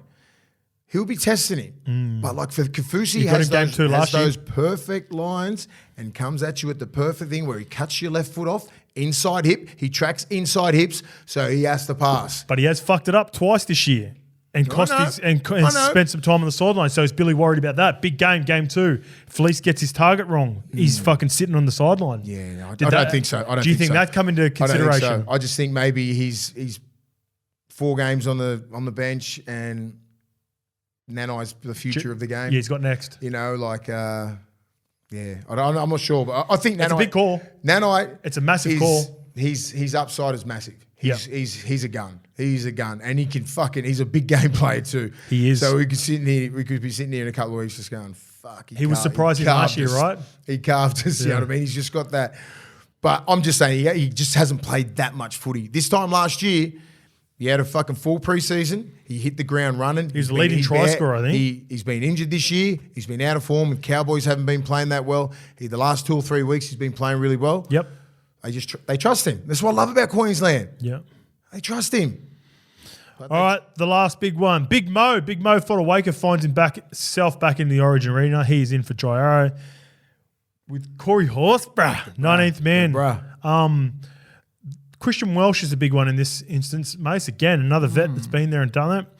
A hip drop. He's missing 2 weeks. But apparently the chat was I don't think he was in the team anyway. I think this was going to be the decision regardless. Yeah. So Fodawaker, if anyone deserves to play Origin, it's that guy. That work rate. That work rate that he's got. He doesn't tire, mate. Him and Big Tino, Tino needs him. He does those runs, man, where he just runs into brick walls. Yeah. Combinations. Runs into brick walls and gets those quick play the balls. Doesn't whinge. Fucking got a good offload, late offload in him. Good defender. Really good defender. Yeah. For a big guy, sometimes you associate those guys. You probably got to think about Welsh too. Yeah. The age. He ain't young. Injury history. Yep. Couple of big injuries in the last 2 or 3 years. The leg speed, he's got nowhere near Fodawaker. Yeah. You know, Fodawaker deserves that. Yeah, there's not many that would have most fucking leg speed. No, but the minutes that he does play, he doesn't tire out. No, they're quality. He's fucking quality player, mate. He well deserved. Yep. But it's funny, that's, you know, what have we done, like The Husbra. 5 minutes on Queensland? There's not really much to dissect. And No, there's not. But they much just question pick a bunch marks. of dogs. That's what they do. Gilbert, Nanai, you know what I mean? Like, I think they'll miss Gilbert. His aggression. And I think Kafusi, I like Kafusi not being in the team. Me as a New South Wales player. Yeah. Because I know Nanai's, he's about that shit, but like Kafusi's fucking tried and tested and he loves the bang. Yep. All right, let's move on to round 15, review the games from the weekend. We've got some of them are going to be focused around some State of Origin players as well. So let's get into it. Titans versus Tigers on the Thursday night, mates, 28-12. Titans look like a different team when Brimo was out there, in my opinion. His energy is infectious. The hard part for them is finding space for him and Jaden Campbell. So Jaden Campbell played 5'8". I don't think he's a 5'8". I told you this last week. AJ Brimson played fullback, and you almost got to have both of them in the game. Someone has to leave. Or do you think Jaden Campbell can become a 6? No, he loves to run. He's a runner, man. He needs open space. How nice was that try where he linked up and if anyone can, it was beautiful. If anyone can transition into 5'8", it's Brimo. Yeah. Do you know what I mean? Like where Jaden Campbell needs space, and he's not a big body. He's not a good defender. Yeah, defensively, he's going to get found out games. in big games. He will get targeted, and they'll find a way to isolate him, and they have been. You know, he defended okay against the Tigers, but Tigers didn't find a way to isolate him. The week before, Tigers are an improving team. They're not a top tier team. Yes, exactly. So you play against Penrith, you play against the Broncos, you play against a top tier team. They're going to find out one-on-one, especially when you're on the line. Yeah. So I just think if anyone can make a transition, Brimson to 5'8". Makes more sense. Maybe swap. You know, you can swap a little bit in today's game. In this day and age. You can come in and out. But Campbell needs open space, and he needs to be the ball runner, not the ball distributor. Well, speaking of ball runners, let's get into Tino incident. How did you see it? What do you think of the Tino incident? I reached out to Tino that during the week. I said, "Big boy, like this is part of the game. I love how you run, mate. The way that people don't understand, right? So he's got Clemmer, Appy, Bateman, right? He starts at Bateman, and then he sees Appy a little bit behind. Boom! Of course, you're going to. That's how you get taught to run. If you're a big boy, the triangle, right? Triangle, right? Find the triangle, find the gap. Yeah, so he's eyeballing Bateman. Bateman comes up a little bit. Appy's a little step behind. And then next minute, fucking late footwork, boom. Appy's got caught in his heels, and it's an open arm tackle. Yep. That's what happens, mate. He didn't mean to break his fucking jaw. No. He's just putting his bumpers up, trying to get separation and then an offload. I agree. That's exactly how it is. Don't overplay it. He didn't try and hurt Appy on purpose. It's just a football injury. And if you're Appy, you shouldn't go high on guys that are 6'5" with long fucking arms. He's just sat right in his sweet spot. Sweet spot, bang. Reedy was the same 2 weeks ago. Just the nature of their height compared to Tino's. I'm 6'5", and like just say I would do exactly the same thing. Yeah. You know, like you don't try and do it, but like if you're your little guy and you try and hit me up top, please. If you're you and you run into me, Mason, you do the same thing. You're trying to hit your chest. You're trying to fuck up my sternum. But if you're so if someone's face gets in the way, it's just the nature of it. It's the only form of protection we got as ball carriers, right? And that's the way it is. You know, like there's no way that he tried to hurt Appy. There was no malice in there. I feel sorry for Appy. He's one of the best nines in the game, one of the best people in the game. I would love to have him playing in game 2. And it sucked that he's not in game 2. And Tino's playing in game 2, but that's just the way it is. Big man on little man. Contact sport. And it is a contact sport. And for all you little fellas out there, when a guy who's 6'5" changes direction at you, you got to dip. Lower your target. You got to dip. You got to change it. You got to change your target. You can't sit up there against guys like Tino and Payne Haas and just be up like that, open arms. They're going to get you like that. You've got to dip and like just say, as I said, like guys like if you do that to Victor Radley, he's dipping, he's smacking you straight in the guts. And Appy's got great tackle tech. Yeah. Usually he'd fix that, but because of caught him off guard. Because of the late footwork, this is what you try and do as a big guy. You try and isolate that little guy all the time, run in between, you eyeball and Bateman, boom. Next minute, Appy's got fucking hell. Where did he come from? You know what I mean? That's what happens, and that's footy IQ, and that's him trying to get a quick play of the ball and trying to get some momentum. That's the subtlety of being a ball carrier, That's right? that's you the way want, it is, mate. You want Uppy to be surprised. If you're carrying the ball, Yeah. mate, what you try to do is I'm trying to eye you up as long as I can to get to Uppy. Because I can see Uppy. Like all of us ball runners, bigger guys, we're always trying to find the smaller guy in the defensive line. So I eye you up as long as I can, and the last minute, bang, step into him. And then if you get caught and you don't tip your target, then unfortunately this is what happens. And this is what happened to Appy. Like if I'm running the ball and I'm looking at Appy, Appy's like, fuck, I'm dipping, I'm hitting, because I've got Bateman on the outside 100. And I've got Clem there. I hit him straight in the guts. Clem hits the ball. It's a fucking dominant tackle, right? Yep. But if you're a smart guy, like Tino is, take your time. He goes, boom, he eyeballs Bateman there. And did you see the late little change? Shaboom. Late, got him lacking a little bit, got him sitting. That's it. That's all. That's all you can say. Yep. Thoughts are with Appy. It sucks that he's not going to play any more Origin. And there's no malice in there. And I told Tino, I said, look, mate, you run that's how big boys should run. 100%. You know, I've reached out and he goes, look, bro, like, I really appreciate it coming from you. This, you know. And I said, yeah, mate. It sucks that, that Appy's out. I know you didn't try to hurt him. He's a good kid, man. He's no way. And people trying to get angry on he shouldn't be playing. Like, fuck, mate. He's a big boy. It's a big boy's game. Yeah. Change your technique. Yeah. Little fella's got to change your technique when you're going up against a guy who's 6'5" with long levers, man. We try and use our levers, just like little fellas use their fucking tricks. We've got to use ours. You're a big boy. They use their speed, subtlety. You use your speed. You got. Everyone's got their strengths. 100%. All right. What about just before we move off the Tigers? Thoughts on Luke Brooks turned down a 3-year offer from the Tigers, apparently, and it was not an indication, but partly because maybe he thought the offer was too low, but I think he just wants out. I think he just wants a fresh start, mate. And I like that Luke Brooks has done this. Yep. So when we go through the teams, I think Luke Brooks will get a team. I think he'll get a team with soon. Where do you think Luke Brooks will end up? I don't know. I mean, is it does he want to go overseas? Does he want to break? I think he'll play in the NRL. 30? Well, the chat is that he has a really good relationship with Todd Payten, and there's interest around the Cowboys. That's the favourite at the moment. Yeah, I reckon he could be outstanding up there. I reckon if he needs a change, like there's no doubt that he can play.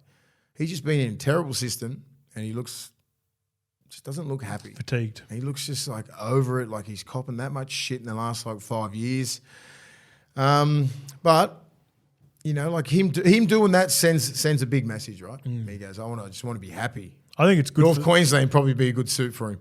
I think it's good for the Tigers as well to just move on from it. Even though he's probably be their best candidate with what's available on the market, it might just be good for everyone just to have a fresh, clean slate. Because they've got some pretty cool, exciting youngsters that are coming through at lock and Fanua Pole and then Jareem Buller at fullback. I think Jareem Buller's going to be a real player. Outside backs, man. Just go go and develop some young half out at Campbelltown, Minto. This is the hard thing, right? Because you have a look through the NRL, have a look at how hard it is to come by a 7. Adam Reynolds getting paid 1.2 mil as a 32-year-old. Yeah.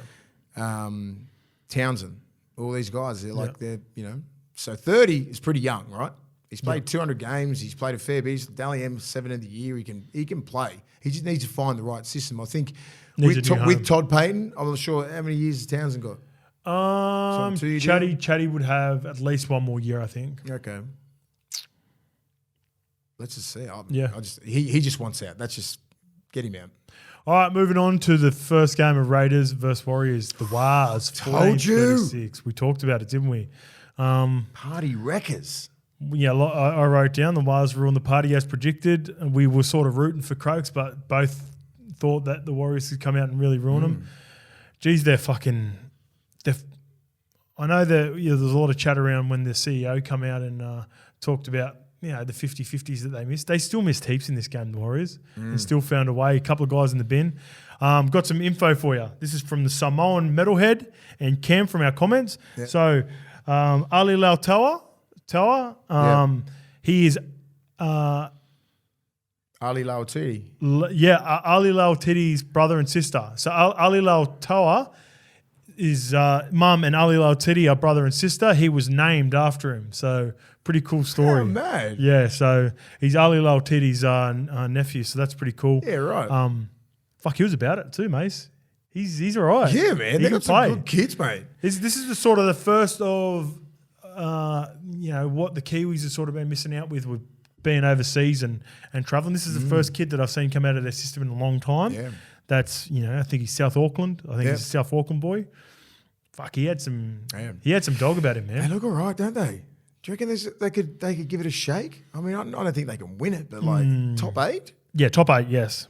Top 8. They don't feel like I don't feel like they have that. Even after last week when they beat the Dolphins, I didn't think it, but after beating Canberra in that fashion in Canberra, they can make the 8 and they can fuck around with a team that can win the comp. I don't think they can win the comp, but they can make it hard. They can knock out a few teams that I think can win the comp. Put it that way. They don't have that that sort of aura where they can fall way out of the top 8 anymore. Like how they could start off good and then it's like, fuck, they just fall off a cliff. Well, if anything, they should. They don't have that. I just don't think they have that. They should kick off in the Origin period because they don't have any Origin players. Traditionally, sometimes the Warriors they can just season. Fade off and then they'll lose like 8 in a row or some shit like that, and it's like, the whole season's gone. I don't think that this ain't the team. That ain't that team anymore. They're building something good there. The Raiders, man, they would have been disappointed, eh? Yeah, is it easy to say in hindsight now? Maybe the week was too much with everything that was chucked in with sticks, or just they come up against a desperate. They started pretty good, the Raiders. First 20 minutes. Do you know there's a stat? So there have been 18 players that have become 300 gamers at the one club. Only 6 of them have wins, so 33% of the time. Yeah, right. They win. So as much as the team that gets up for the guy that's having the 300 team, it looks like equally as much the opposition team gets up for it as well. This one you'd be thinking, fuck, in Canberra, Croaks, 300 games. Canberra's a decent team, been on a good run. Yep. Like, they'd go playing all good footy. in, playing good football. They did too, man. But they played all right. The Warriors they gave it to the Warriors. The Warriors just fucking played better. Yeah. Like they did. They weathered the storm. They went, all right, this is what you got, and then we're going to go bang, bang, bang. Yeah. I was like, holy shit, they're going to win this game. And well done, Warriors. They've proven it. Every week they're proving people wrong. What about Shawnee going off? That gets smacked in the face by Jack White or Elliot White. Yeah, probably in the nose. And then comes back on. Good. With 3 minutes to go with the game set. That sends a message. That says a lot about the leadership of both him and Webster this year, I believe. I just think like younger players looking at Sean Johnson like that, like he's a pretty boy, he's this and that, like he won't come back on. Game's over. No, get me back on. Intercept. And it sends a message, man. It does. And everyone's just like, fuck yeah, SJ's all the way in. So am I. If I think I'm not in, I'm fucking going all the way in again. So that'll be hard to beat this week unless they got the bye. Who do they have? We'll get to that a little bit later on. I'd imagine that they wouldn't play the Warriors with the bye too much. They do have the bye. Yeah, right. Oh, nice. There you go. Producer Lukey's just getting fired up in the back for the Warriors at the bar. Or maybe because he's caught up with his mate Vintage Jackson. All right, let's get into the Seagulls. My Seagulls were really good, Mace, against the Dolphins. Wait, no. Where are you now? Where are you? I'm back. I'm back. I knew it. And I'll tell you why. So I wrote down as I was watching the game, this Manly team is Turbo's health away from proper causing headaches for this comp. 2023 team is more experienced from 2021, so it's pretty much the same outfit, bar Schuster playing 5'8" compared to back row, and they've got a couple of more youngsters that have come through in the last couple of years, in the Colas of the world. Olakuatu's really developed his game. Christian Tui Pilotu. They probably missed the Olakuatu, didn't they, a couple of years ago? Yeah, well, he was playing, but he hadn't found his feet yet. Yeah. But Cola's a big one as well. I thought we were talking about Shuey before Josh Schuster. I reckon just physically, that's the best he's looked all year. Yeah, he looks good. I reckon, he just looked, whatever he's been doing, fit. He looks really fit. And he's obviously going to be massive because with that fitness, there wasn't I know they had a lot of the ball and they were dominating, but I think defensively that's the best game I've seen from him. Yeah, well, I don't care about his attack. Yeah. It's defense. Yeah, that's what I'm worried about. Yeah, start whacking some blokes. They're going to spot you up because they're going to think you're unfit. But big teams will come after him. You start doing what you did on the weekend. Because he's not a small body. He can fucking move, man. Yeah. His technique. If he gets his technique right and his effort on effort. Fuck, mate, he could be anything. He could be anything. Could be that 1.2 he's looking for. Yeah, but I mean, like, he just needs to concentrate on playing consistent footy, and they'll win most games if he plays a fucking 7 out of 10. Well, if he's just fit and just like because he's missed a couple of games now with soft tissue injuries. That comes back to nutrition and applying yourself to training. Looks like he's gone, you know what? I'm all in. Oh, so I need to get fit. Last 3 weeks he's been great. Lost, what, 7-8 kilos? Yeah. He looks fit. You know what I mean? Like, so credit to him. Like, I love young kids who he got questioned. He got questioned like, oh, is he about it? Is he fair income? We'll drop him. His diet, you know, like people from the fucking like the board were sort of hammering him. People, you know, Manning's like they all come after him. Ex-player says this, like fucking hell, mate. Like anyway, so he took it on board. Went in the lab, goes, I need a bit of time off. Got fit, come back, killing it. Best thing he's done. Well done. Another guy just playing inside him at the back end of the game was Samuela Fainu. He's Manasi Fainu's little brother. Strong. He's just got to play more minutes. He just needs. There's going to be growing pains. Needs to do his time. Just needs to do his time. But mate, at the end of the year, if there's going to be a question mark, it's going to be around their left edge. It's going to be either Shui or Kelmatoalangi. Or Shui and Samuela Fainu. Yeah. So they need to play him, run him into the ground. Taulagi? Sorry. Taulagi injured himself. Okay. Yeah, he's out. He's out for a little bit. So they need to play Fainu as many minutes as they can because at the end of the day, if there is a weakness and a part of the field that they're going to attack, it's going to be that edge. So he needs to get as many minutes into him as possible because he looks like a fucking player, mate. He's strong, man. Nice and big. Real. You see that good little pickup? Good. Nice good soft build, hands. Good build. Yeah. Beautiful hands. Like he's just like a big rangy body. Well, his brothers were a hook. Latu's a 6 and Manase was a 6'4". I remember seeing him round 1. I was like, who the fuck is this kid? He can be a real play for him. Yeah, I rate him. So I think hopefully he just stays on straight and narrow and just wants to be great. Yep. All right, on to the Dolphins, Mace. Obviously, they're really banged up and didn't help when they lost Mudders Lee nice and early. And then, obviously, Jeremy Marshall-King, straight after halftime, didn't finish the game. They're just not in that position depth-wise we said at this point of the year that they can afford to not only miss Tom Gilbert and Felice Kafusi at the start of the game. Your boy SOS, he's a chance of coming back this week as well. So, you know, despite we think he's more of a backup 7, they could really use him at the moment, just take a little bit of pressure off.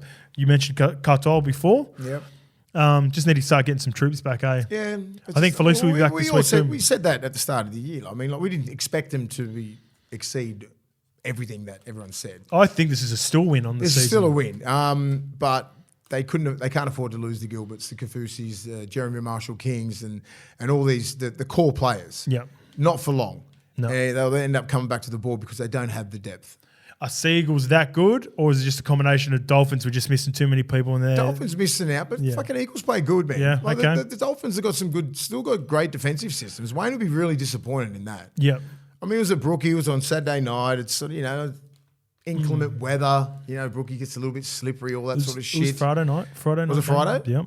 Yeah, so it was, you know, it was like, I don't know, they'd be disappointed, you know, Dolphins, but like, you know, 50, that's not good. You know, like it's not good enough because Wayne he builds his team around defense, and some of the tries, it's like they fucking give up on plays, man. Yeah, and that's what he'd be. That was the most concerning. It's like, yeah. fuck, mate, just make the effort. Like some of those guys, it looked like first grade versus New South Wales Cup. Cup. Not pointing out any names, but I'm like, the fucking video would be brutal. Yeah, for sure. Because you know, like you had that play off. You just don't have plays off. You can't. You get exposed.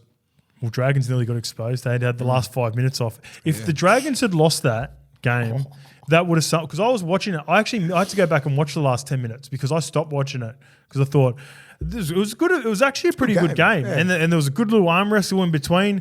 And then the Dragons kicked away and I went, all right, that's enough, you know. But fuck, because I think my last play that I watched before I have to go back and watch the last 7 minutes again was when – did you see Ravalawa – desperation right at the end, he dives on this ball, on this loose ball, and he went over didn't need to do it. He ended up diving over the back of the dead ball line. And I went, oh, that's it. I turned it off. They ended up scoring with host that set, and then they score like go bang bang and nearly lost it. Can't believe that. But fuck, that would have summed up the Dragons this year.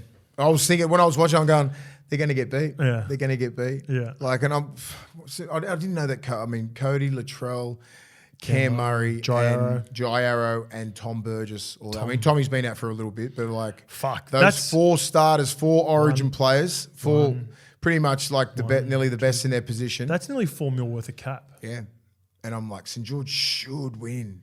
should win. Moses Sully looked dangerous. Yeah, Moses Sully's been playing good. Sloan looked pretty good. Sullivan looked pretty good. They all looked all right. Well, Sullivan's now playing 6. He's got it over Teletoa Amone, and Amone's been pushed to the bench.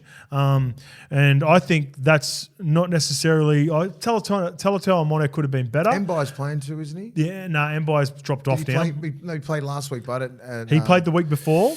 Yeah, but he didn't get named in the 17. He didn't. He got So he's 19th and ended up playing, and then this time they swapped for Amone. He's still got some footy left in him. He played Origin 2 years ago. Yeah, Moses Mbai. Yeah. That's just the coaching and the combinations. He either starts. I think it's that thing at the Dragons right now. They probably need to put all their effort into youngsters, like playing a guy like Moses Mbai. Moses Mbai would suit a premiership contender right now in his career. He'd be the sort of guy like imagine if he was down in Melbourne. Imagine if he was South Broncos, Melbourne. Next guy up, as soon as someone was to get injured, he comes in and just you're reliable. You know what you're going to get. He would be great in Melbourne to give Harry Grant a little bit of a rest after Origin, and even in some games, great shout. Give him a rest. Yeah, great shout. You know, like imagine him coming in and go, like he just wants to play footy. Harry's going to require that moving forward. Harry needs someone because he's going to play a lot of minutes in fucking Origin. He doesn't play the game like Cam Smith, Nah, man. He's flat out. Yeah. Cam Smith is the most efficient player to ever play the game. Yeah. I remember playing fucking that. I remember playing, he was like 70th minute.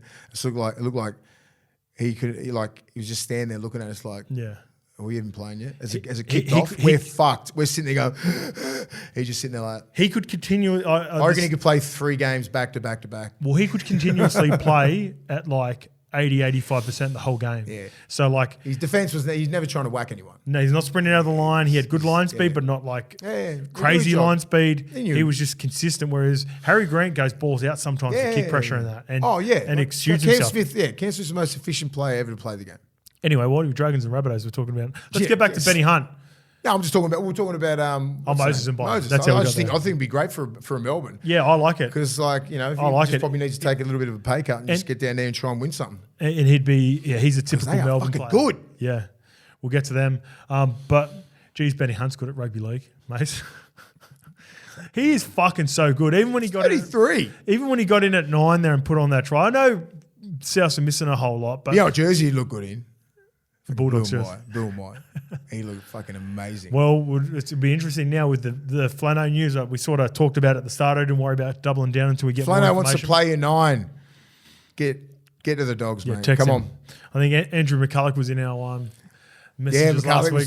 He liked the thought of it. Chainsaw's best mates with him, so he have to reach out to Chainsaw. He knows Benny Hunt doesn't want to play fucking 9 at the moment. So 9, mate. He's 33 years old. Gee. Yeah.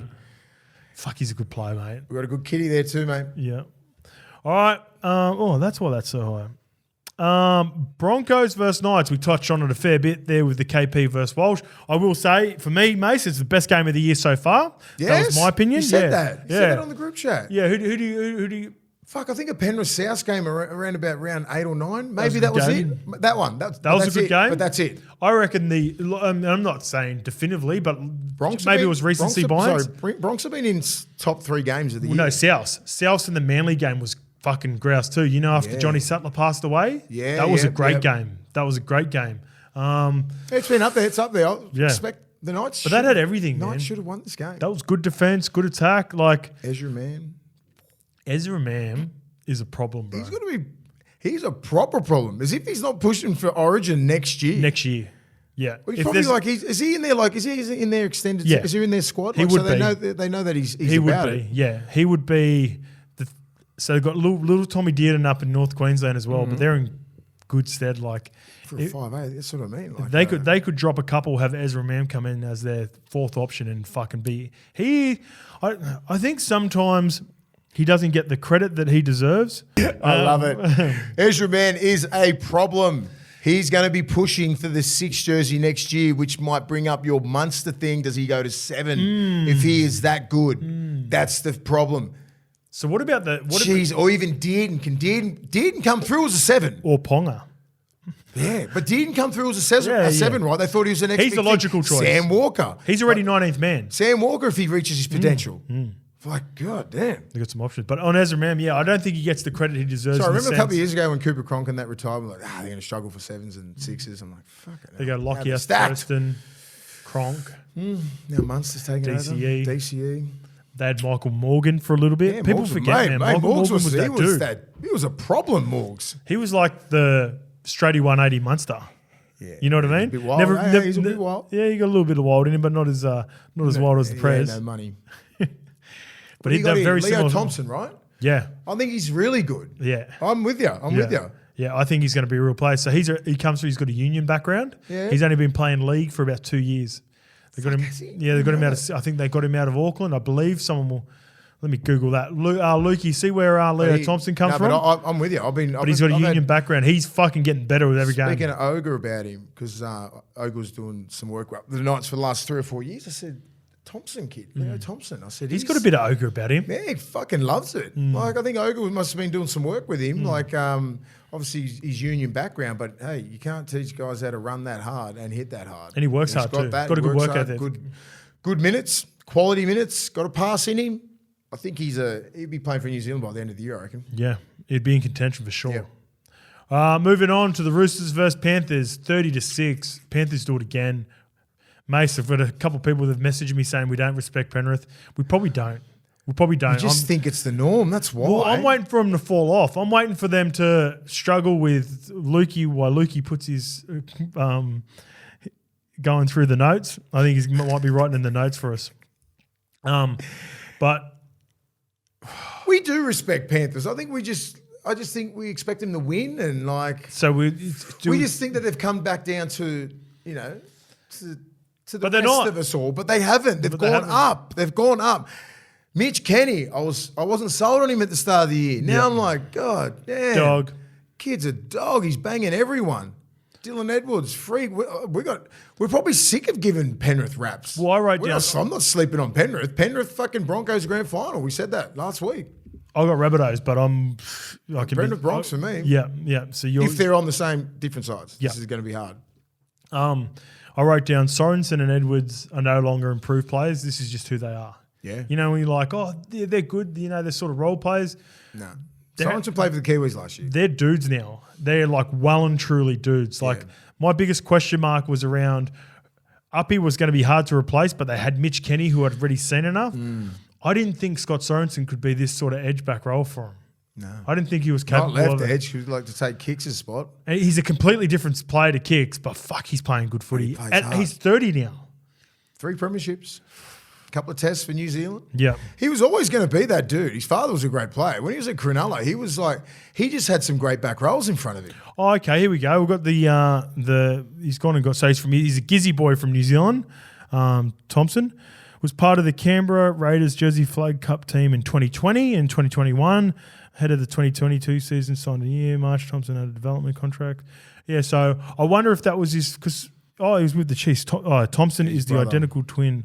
Oh, okay, so there's the confusion. So he's got a brother, identical twin that plays for the Chiefs in the Super Rugby. Okay, Tyrone so we come Thompson. through the system, right? So potentially it's only the last couple of years that he might have had his first gig with the Jersey Flag team in 2020. So 3 years into his 2 career. years. Yeah, it's great.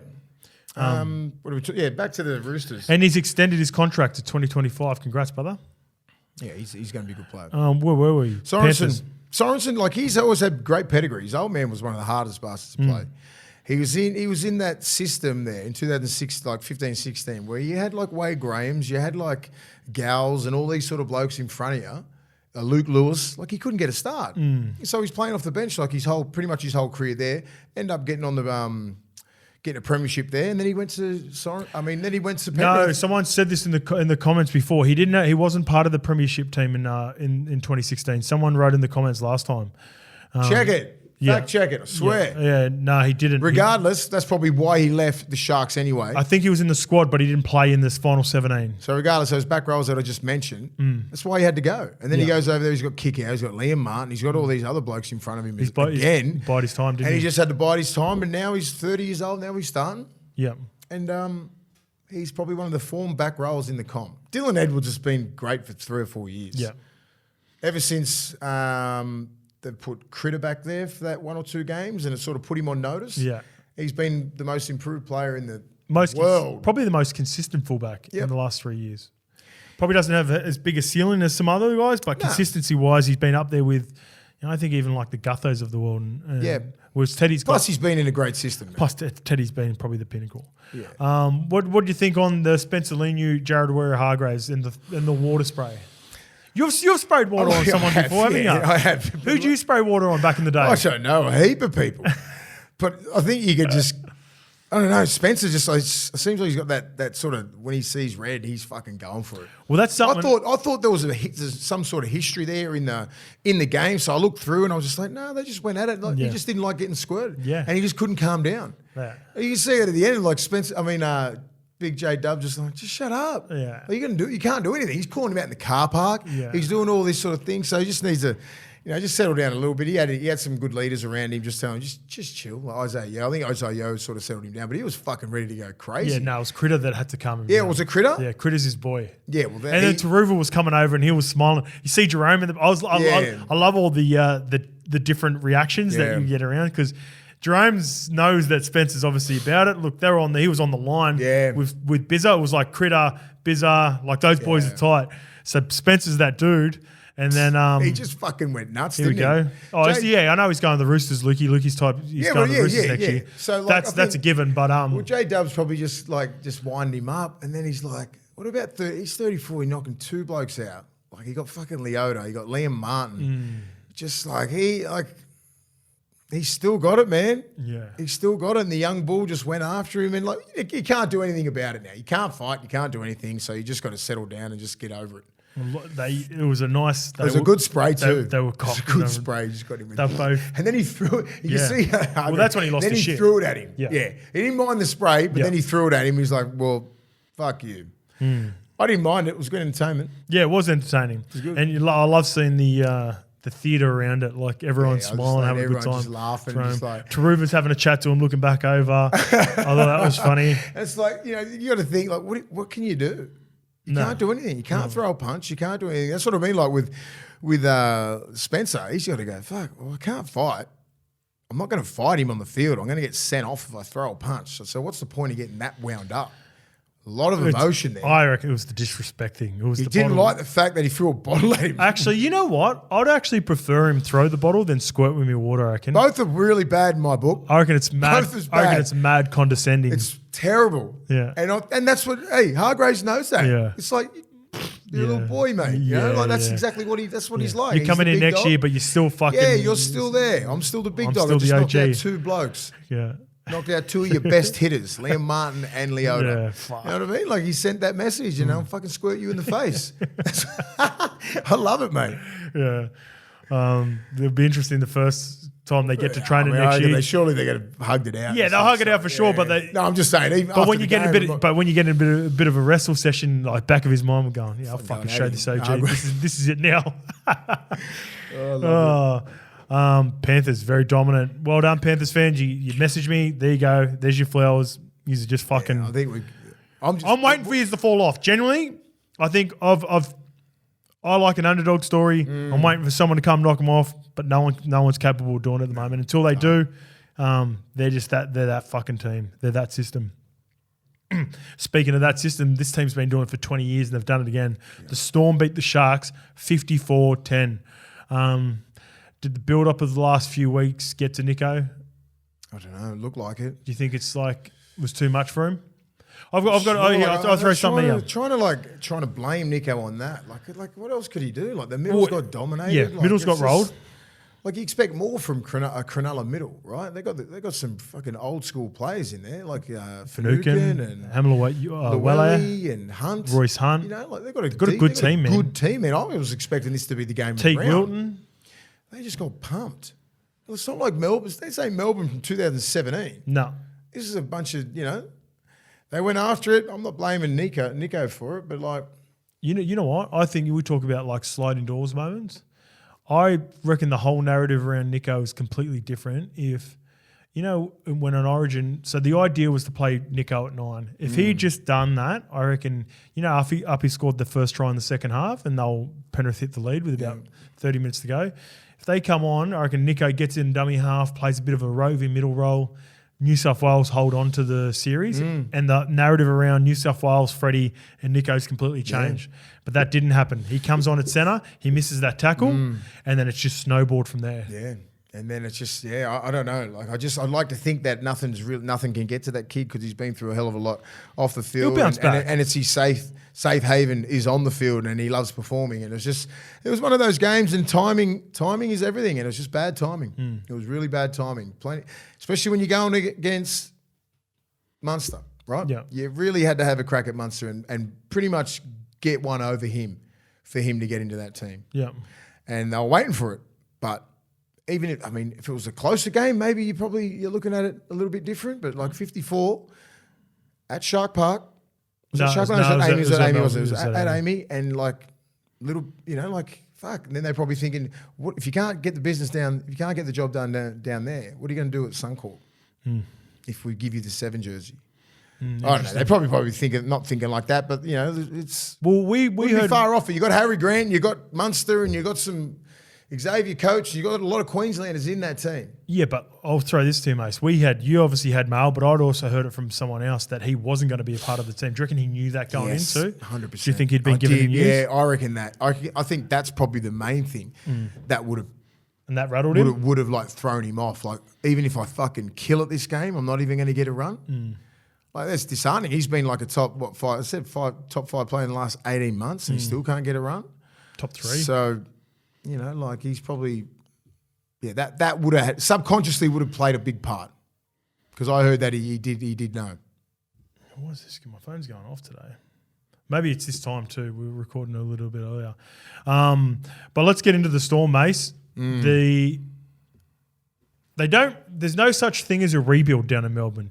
Yeah, they're sitting comfortably. They're top 4 at the moment. But when you look at this team on paper, by no means do you associate it with a top 4 team this year? I don't. When I look at it on paper, got great players. Cam Munster, Harry Grant, Jerome Hughes, Juzzy Olam, Xavier Coates, Rep. But like a guy like Trent Liero. Nick Meaney. Trent Liero has played every minute of this year in the back row, Mace. Oh, really? He's been great. You said that. You said that in the preseason. You said he was going to be all right. Yeah. Just somewhere there. Their middles made some big yards. Like big Nelson. Big Nels. He hit up 170 metres. Josh King's outstanding. 164 metres. Like their defence, they barely missed tackles. They really didn't have to do that much tackling, to be honest. Christian Welsh made, Tui Kamakamitha topped it at 24. Tui's been really good. Tui's last 18 months, he's such an improved player this year. He's Tarek was good too. That's probably Tarek's best game. Yeah. I thought he was outstanding. But like they're just their meters and how they far out. It was just hard. Big Nels is a difference maker, mate. He is like off the bench and just fucking kills everyone, doesn't he? We talk about Payne a lot and deservedly so. For whatever reason, I think maybe the chat on Big Nelson's quietened down a little bit because he missed a little bit of footy this year and he comes off the bench sometimes. And they don't win like they used to. Did you see Munster's stats? He's a freak. 27 hit-ups, 214 metres as a 5'8". Yeah, and he couldn't get me a piece of meat for my fucking LPC multi, so I'm off him. God damn you, money. 54 points. Come on, bro. Yeah. Harry Grant, 201 metres. Harry Grant was close to my dog of the week. Last week I said that he's going to win the Dally M. Our Dally M's played each other too. Can they get it? Can they make a run and like give a genuine shot at the grand final if they all play to their potential? Like, do they have the pieces to get that? No, they don't. Do they? Not by March. Do they get it? Can they beat a Brisbane when Brisbane's full on or South? I think they need, like a lot of teams, Penrith. They're the best. Even though they pump Sharks, I still think Sharks are still in that. They can figure it out. This is a poor performance, and there was a lot of things that factored into it. They can rebound from this. Bit like, a couple of weeks ago, we fucking thought Manly were done, and then they show little glimpses. Cowboys. There's a lot of teams, Cowboys, all these Roosters, they haven't been playing well, but they're capable. You get them on the right day, and if a team is not 100%, they can get done on their day. So this competition is well and truly up for grabs. Can do it. Stormer just on the outside of, in my opinion, Broncos, Rabbitohs, and Penrith. Yeah. What about your fourth team? The fourth team's waiting. We're waiting on that fourth team. Well, yeah, there's So Cronulla's around there. Eels, Parramatta. Eels. Sharks, Storm, Cowboys. I think after that win, I reckon Warriors. I think Melbourne's that fourth team. Okay. Just because, like, when they put it together, they're that dangerous. And they got Munster, Jerome Hughes. Is there a team we're forgetting on the bye? Remus Smith, man. Remus Smith's a good player. king out there. He's a really good player. They missed him last year when he missed heaps of footy last year. Nick Meaney, bud. Nick Meaney's having a great season. Dude. I thought eventually Munster was going to have to move back to fullback for him to compete, and that Jonah Pezzett was going to move into the halves. But Nick Meaney's 100 career games. Pappy close. No, he doesn't look it. Fuck. He's been. He posted a video the other day doing the leg extension, pumping it out, but I think he's still got a little bit to go. But Storm, unbelievable win. Fuck, they're just. Sorry, you throw Pappenhausen at his best at fullback. What are you thinking there? Just say Nick Meaney's probably playing. Probably not even in the side. No, he's 14. Nick Meaney would go to 14 and be that. And Paps had no injury. You're talking 2021 Pappenhausen or 20. Yeah, I like him better. I think they solidify that fourth team for me. That's how good a player he is. He's a gun. Pappy in his prime. Yeah. And then the way the competition's played now too, with guys like Walsh playing, like you don't have to be massive. Dylan Edwards, not massive fullbacks, and they're having an impact. All right, last game, your Bulldogs went down to the Eels, Mace. The score, I don't have the scoreline for you. 36-12. 36-12. Gutho and Moses put on a bit of a clinic. It was the King's Day, King's birthday, and King Tracker, three of the best. The first one, I thought that was 50-50. I had Gutho first try scorer too, by the way. Did you? I was very lucky. Fuck. Oh, well, here's my anytime try scorer, right? Yeah, right. So I got him. He would have been the last one. The only two that let me down on the Grateful Eight was you got it. Munster, and I went Croker because he was 300th. I blame you, Sticky. 100%. That's Sticky's fault. It's all Sticky's fault. Because if he was 301, I wouldn't have backed him this week. I would have backed Sean Johnson 100%. Yeah. Man, it was... what do you say? Disappointed. That's it. I can't really elaborate too much. Like, what do you say? All right. Do you want me to give you my breakdown? Give me the breakdown. It's hard for you because you're in it. All right. When I was watching the game, there's two performances that you guys. I think you've been ultra competitive, but there's two games. What was the other game that really let you down? Cronulla game. No, Cronulla game you showed some fight, come back into it. The Warriors game. You're off the mark and didn't compete hard enough. And this game you didn't, and you need to be, because when I look at your squad, it lacks depth players. So outside of, you've got some guys that are playing above their paycheck on week to week, but realistically, I feel like your squad at the moment is very top heavy. You got, Birdo. I thought Birdo was trying his cunt out of this game too. He played good. Tavita probably played great. Preston, he's a future Origin player. Yep. Is early. I think he comes into consideration next year. He was outstanding in that game. The young Lebanese kid that come off the bench. Yeah, Khalid. Yep. Rajat. The fact that he sort of stood out when he come on is so. Scary. You're going through a period where you've played a lot of games where you've really been in it, and the games have been really competitive, and you haven't quite got the job done. You can see it's starting to wear on a couple of players in there. In particular, I think a couple of these guys that haven't played a shitload of consistent footy, just learning how to week in, week out footy that we talk about, right? So you just miss it. I think you're probably a year away from these players. You need Kicks back ASAP. Yep. Once Kicks comes back, he's going to be big. Carraz is still hobbling around a little bit. He's tough, mate. His elbow and his knee causing that much trouble, and he's still getting out there putting in max efforts. Yeah, and there are other players in other teams. Probably about 80%. Yeah. Everyone's banged up. Yeah, but other teams are for sure. A lot of players would take a week off. But it's noticeable when I watch your Bulldogs. I watch your Bulldogs probably closer. The two teams that I watch now as close is Manly and the Bulldogs, because we do the show. What was my last point? Fox, Preston, Tavita. Just a couple of guys. You got some toilers through the middle. Just Tavita needs a bit of help in the middle. Feels like, those defensive decisions that he comes up with is purely because Yeah, there's nothing wrong with effort. It's just about being smart. He's trying to win the game by himself. Yeah, you can't play. Yeah, you can't play like that. No. You can't. That's why it's a forward pack.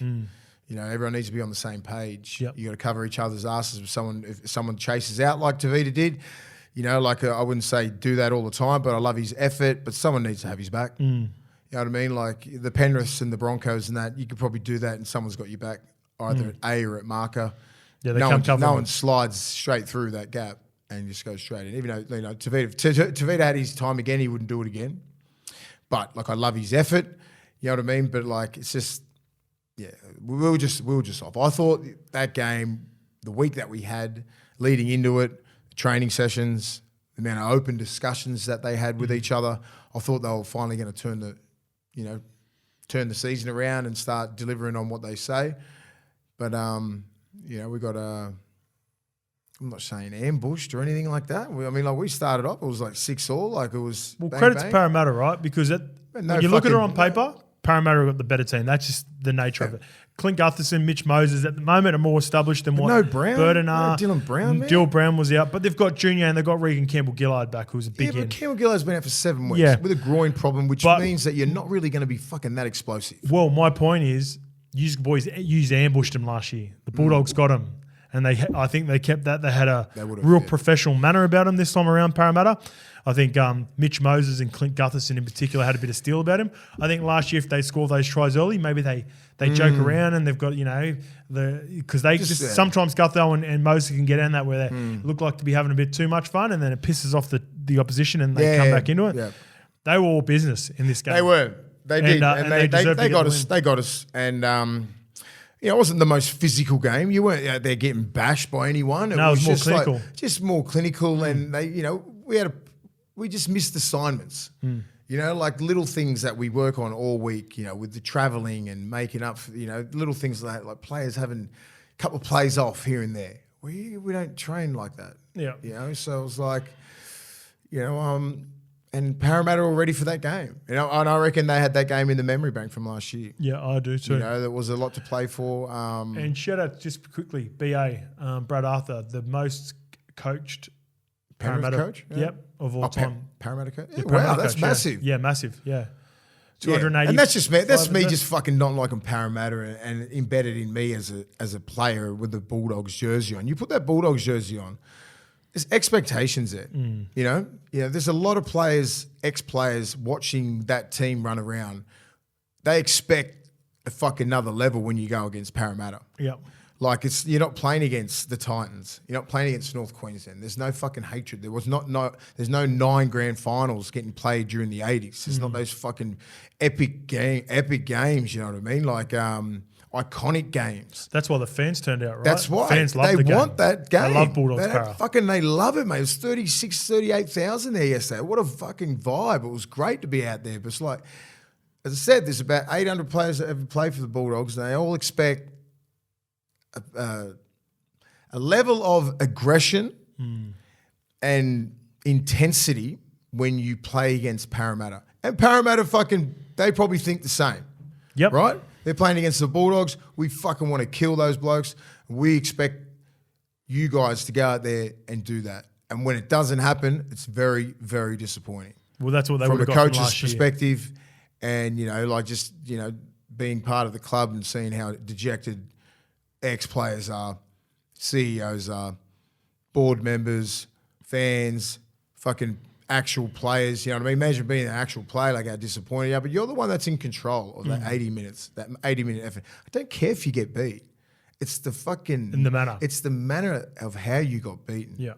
Where you go, fuck. That was the only 2 games, Warriors and Eels game where you've missed it. As I said, I put a post up. If you can't get up for this game, maybe you're in the wrong club. And you'll start to find that out. And you'll definitely find that out in the next 6 weeks because you probably won't be at the club next year. Yep. All right, well, more to come later on the week. Origin teams will develop. We'll get into preview later in the week, but reminder, come see us up at Ivy Blue Origin. Plenty coming up. Let's go. It's going to be good. Let's get into it. All right.